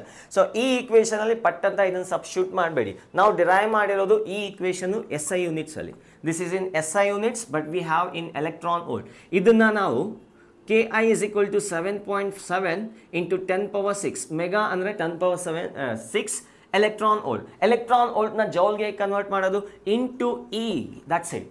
1.6 into 10 power minus 19 ಇಂದ multiply ಮಾಡಿದ್ರೆ ನಿಮಗೆ energy joule ಅಲ್ಲಿ ಸಿಗುತ್ತೆ. ಇದು ಎಲೆಕ್ಟ್ರಾನ್ ವೋಲ್ಟ್ ಇದೆ, ಇದು ಜೌಲ್ ಅಲ್ಲಿ ಇದೆ, ಅಂದ್ರೆ 1.6 into 10 power minus 19. So R naught is equals to 9 into 10 power 9 into 2 into EE. ಈ ಜಾಗದಲ್ಲಿ ನಾನು ಏನಂತ ಬರೀಬಹುದು? ಈ kinetic energy 7.7 into 10 power 6 into E ಅಂತ ಬರೀಬಹುದು. E ಒಂದು ಕ್ಯಾನ್ಸಲ್ ಆಗುತ್ತೆ. So remaining thing is 79 into E divided by 7.7 into 10 power 6. So ಇದನ್ನು solve ಮಾಡಿದ್ರೆ ನಿಮಗೆ ಏನು ಸಿಗುತ್ತೆ? 3 into 10 power minus 14. 3.0 into 10 power minus 14 meter ಬರುತ್ತೆ. In other words 0.3 into 10 power minus 15 meter. 0.3 FM. 0.3 FM Fermi. ನೋಡಿ ಇಲ್ಲಿಂದ ಒಂದು ಕನ್ಕ್ಲೂಷನ್ ನ ಡ್ರಾ ಮಾಡಬಹುದು. ಏನಪ್ಪಾ ಅದು ಅಂದ್ರೆ ಆಲ್ಫಾ ಪಾರ್ಟಿಕಲ್ ಎಲ್ಲಿ ಎಷ್ಟು ಹತ್ರವರೆಗೂ ಹೋಗುತ್ತೆ? ಇದೊಂದು ನ್ಯೂಕ್ಲಿಯಸ್ ಅಂತ ಅನ್ಕೊಳ್ಳೋಣ. That is gold nucleus plus ZE is a charge. Initial ಆಗಿ 7.7 ಮೆಗಾ ಎಲೆಕ್ಟ್ರಾನ್ ವೋಲ್ಟ್ ಇದೆ ಅಂತ ಅನ್ಕೊಳ್ಳೋಣ. Kinetic energy of the alpha particle 7.7 mega electron volt. ಇದು ಹತ್ರ ಬಂದು ಎಷ್ಟು ಕ್ಲೋಸ್ ವರೆಗೂ ಬರುತ್ತೆ ಆ ಡಿಸ್ಟೆನ್ಸ್ ತಾನೇ ನಾವು R naught ಅಂತ ಕರಿತೀವಿ. So let us assume final ಆಗಿ ಆಲ್ಫಾ ಪಾರ್ಟಿಕಲ್ ಬಂದು ಇಲ್ಲಿ ರೆಸ್ಟ್ ಸ್ಪೀಡ್ 0 ಆಗಿ ಮತ್ತೆ ವಾಪಸ್ ಹೋಯ್ತು ಅಂತ ಅನ್ಕೊಳ್ಳೋಣ. ಹಾಗೆ ವಾಪಸ್ ಹೋಯ್ತು. ಎಂಥ ಕೊಲಿಷನ್? Head on collision. ಈ ಪರ್ಪೆಂಡಿಕ್ಯುಲರ್ ಡಿಸ್ಟೆನ್ಸ್ನೇ ಅಂದರೆ ಈ ಸೆಂಟರಿಂದ ಎಲ್ಲಿಗಿರ್ತಕ್ಕಂಥ ಡಿಸ್ಟೆನ್ಸ್ನ ನಾವು ಎಂತ ಕರಿತೀವಿ? Distance of closest approach. So ಇದನ್ನು R naught ಅಂತ ಕರಿತೀವಿ. 0.3 FM.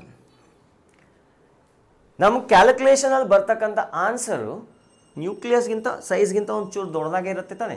ಅರೆ ಆಬ್ವಿಯಸ್ಲಿ ಪಾಸಿಟಿವ್ ಚಾರ್ಜ್ ಅಂದರೆ ಅದು ಒಳಗೆ ಹೋಗಿ ಬರೋಕ್ಕೆ ಚಾನ್ಸೇ ಇಲ್ಲ, ಯಾಕಂದರೆ ರಿಪಲ್ಷನ್ ಇರೋದು. ಸೊ ರಿಪಲ್ಷನ್ ಆಗ್ತಿರೋದ್ರಿಂದ at max it can get close to this one. ಈ ಡಿಸ್ಟೆನ್ಸೇ ಫರ್ಮಿ ರೇಂಜಲ್ಲಿ ಇದೆ. 0.3 ಫರ್ಮಿ ಇದೆ ಅಂದರೆ ಈ ಡಿಸ್ಟೆನ್ಸ್ ಇದಕ್ಕಿಂತ ಕಮ್ಮಿ ಇರ್ಬೋದಾ? Are you getting what I am saying? ಅರೆ ಇಲ್ಲಿಂದ ಇಲ್ಲಿಗಿರೋ ಡಿಸ್ಟೆನ್ಸೇ 0.3 ಫರ್ಮಿ ಇದೆ.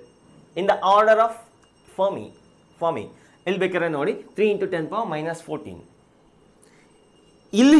ಇಲ್ಲಿಂದ ಇಲ್ಲಿಗಿರ್ತಕ್ಕಂಥ ಡಿಸ್ಟೆನ್ಸು 0.3 ಫರ್ಮಿ ಇದ್ರೆ ಈ ಡಿಸ್ಟೆನ್ಸು ಅದಕ್ಕಿಂತ ಕಮ್ಮಿ ಇರುತ್ತೆ ತಾನೆ. ಅಂದರೆ ಈ ಡಿಸ್ಟೆನ್ಸ್ಗಿಂತ ಕಮ್ಮಿ ಇರುತ್ತೆ ನ್ಯೂಕ್ಲಿಯಸ್ ಸೈಜ್ ಅಂತ ನಾವು ಕನ್ಕ್ಲೂಷನ್ ಮಾಡ್ಬೋದು. So that is may be 0.1, 0.2, 0.01 fermi ಆ ಥರ ಇರೋ ಚಾನ್ಸಸ್ ಇರುತ್ತೆ. So therefore the size of the nucleus is in the order of 10 power minus 15 meter, in the range of 10 power minus 15 meter. Fermi ರೇಂಜಲ್ಲಿ ಇರುತ್ತೆ ಅಂತ ನಾವು ಈ calculation ಇಂದ ಕನ್ಕ್ಲೂಡ್ ಮಾಡ್ಬೋದು. ಆಯಿತು ಅಂತ ಅನ್ಕೊಂತೀನಿ. So let us see the last topic of this video. Next ವಿಡಿಯೋನಲ್ಲಿ ಬೋರ್ಸ್ ಅಟಾಮಿಕ್ ಮಾಡೆಲ್ನ ಡಿಸ್ಕಸ್ ಮಾಡೋಣ. ಈಗ ಲಾಸ್ಟ್ ಟಾಪಿಕ್ ಏನಪ್ಪ ಅಂದರೆ drawbacks of Rutherford model. Rutherford ಮಾಡೆಲ್ನ ಯಾಕೆ ಅಕ್ಸೆಪ್ಟ್ ಮಾಡೋಕ್ಕೆ ಆಗಲ್ಲ ಅನ್ನೋದನ್ನ ಸ್ಟಡಿ ಮಾಡೋಣ. Drawbacks or limitation. Obviously failure ಅಂತ ಹೇಳೋಕ್ಕಾಗಲ್ಲ. ಯಾಕೆ ಹೇಳಿ? For the first time in history he spoke about nucleus positive charge ಆಗಿದೆ, ಅದು ತುಂಬ ಸ್ಮಾಲ್ ಸೈಜ್ ಆಗಿದೆ ಅಂತ ಕನ್ಕ್ಲೂಷನ್ ಮಾಡ್ತಾರೆ. ಅದಕ್ಕೆ ಮೊದಲು ಅದು ಗೊತ್ತಿಲ್ಲಲ್ವಲ್ಲ. So that are the advantages or merits of Rutherford's model. ಒಂದು, it explain the concept of the nucleus. Charge neutrality ಕೂಡ ಎಕ್ಸ್ಪ್ಲೇನ್ ಮಾಡುತ್ತೆ. ಅಂದರೆ ಪಾಸಿಟಿವ್ ಚಾರ್ಜ್ ಎಷ್ಟಿದೆ, ನೆಗೆಟಿವ್ ಚಾರ್ಜ್ ಅಷ್ಟೇ ಇದೆ. ಆ್ಯಂಡ್ ಪಾಸಿಟಿವ್ ಚಾರ್ಜ್ ಸೆಂಟ್ರಲ್ ಮಾತ್ರ, ನ್ಯೂಕ್ಲಿಯಸಲ್ಲಿ ಮಾತ್ರ ಇರುತ್ತೆ ಅಂತ ಎಕ್ಸ್ಪ್ಲೇನ್ ಮಾಡ್ತಾರೆ.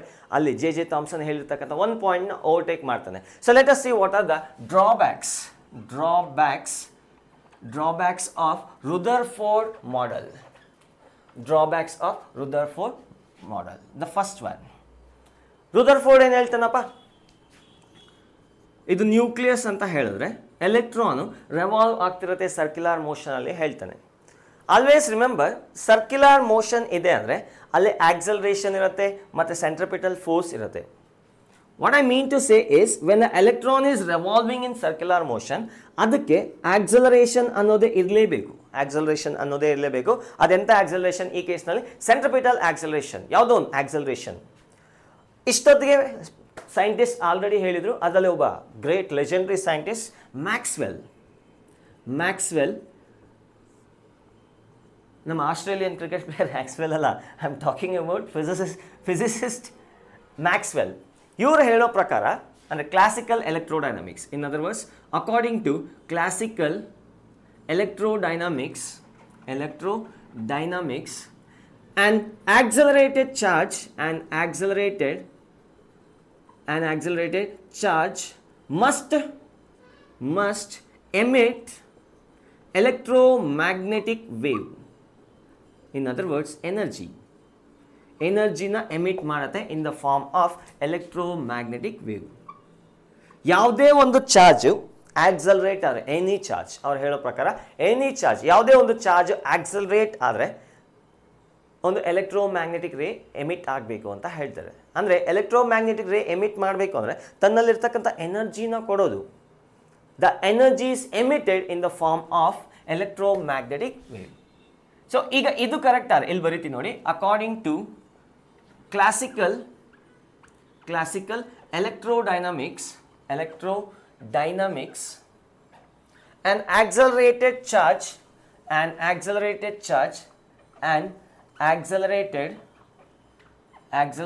charge must emit electromagnetic wave, that is energy. Sir ಅದರಲ್ಲಿ ಏನಿದೆ ಡ್ರಾಬ್ಯಾಕ್? ಏಕೆ ಇಲ್ಲಿ ಯಾಕೆ ಡ್ರಾಬ್ಯಾಕ್ ಅಲ್ಲ ಡಿಮೆರಿಟ್ ಅಂತ ಹೇಳ್ತಿದ್ದೀರಿ? ನೋಡಿ, ಒಂದು ಎಲೆಕ್ಟ್ರಾನ್ ಸುತ್ತಿದೆ ಅಂತ ಅನ್ಕೊಳ್ಳೋಣ, ಪ್ಲಸ್ ಝೆಡ್ ಇ, ಇಲ್ಲೊಂದು ಎಲೆಕ್ಟ್ರಾನ್ ಸುತ್ತಾ ಇದೆ. ಈಗ ಸುತ್ತಿರ್ಬೇಕಾದ್ರೆ ಇವ್ರ ಪ್ರಕಾರ ಎನರ್ಜಿನ ಎಮಿಟ್ ಮಾಡಬೇಕು.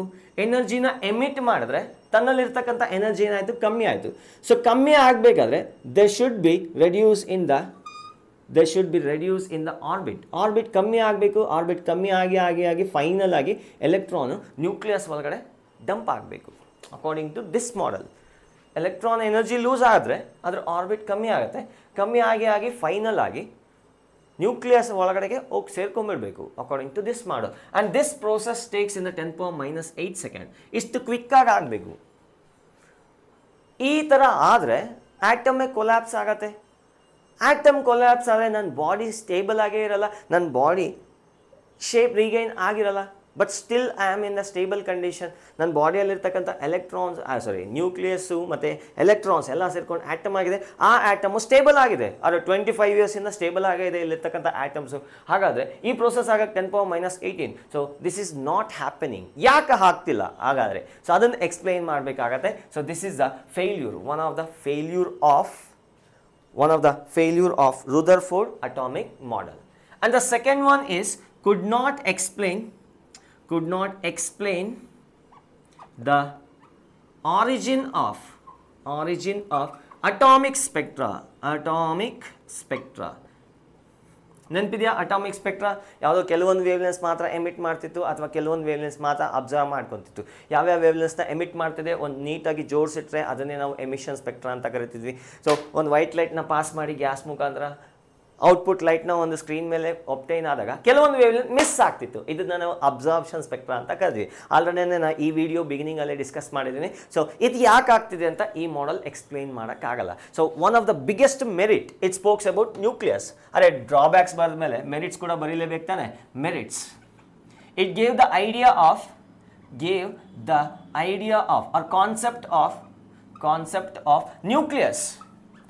ನ್ಯೂಕ್ಲಿಯಸ್ ಅನ್ನೋದು ಇದೆ ಅನ್ನೋದು ಈ ಎಕ್ಸ್ಪರಿಮೆಂಟಿಂದ ರಿವೀಲ್ ಆಗುತ್ತೆ, ಈ ಅಟಾಮಿಕ್ ಮಾಡೆಲಿಂದ ರಿವೀಲ್ ಆಗುತ್ತೆ. So that's it for today's video. Next ವಿಡಿಯೋನಲ್ಲಿ will talk about Bose atomic model. Most important questions ಅಲ್ಲಿಂದನೇ ಬರ್ತಿದೆ. So let us wait for that one. All the very best. ಓದ್ತಾ ಇರಿ. ಜೈ ಹಿಂದ್, ಜೈ ಕರ್ನಾಟಕ.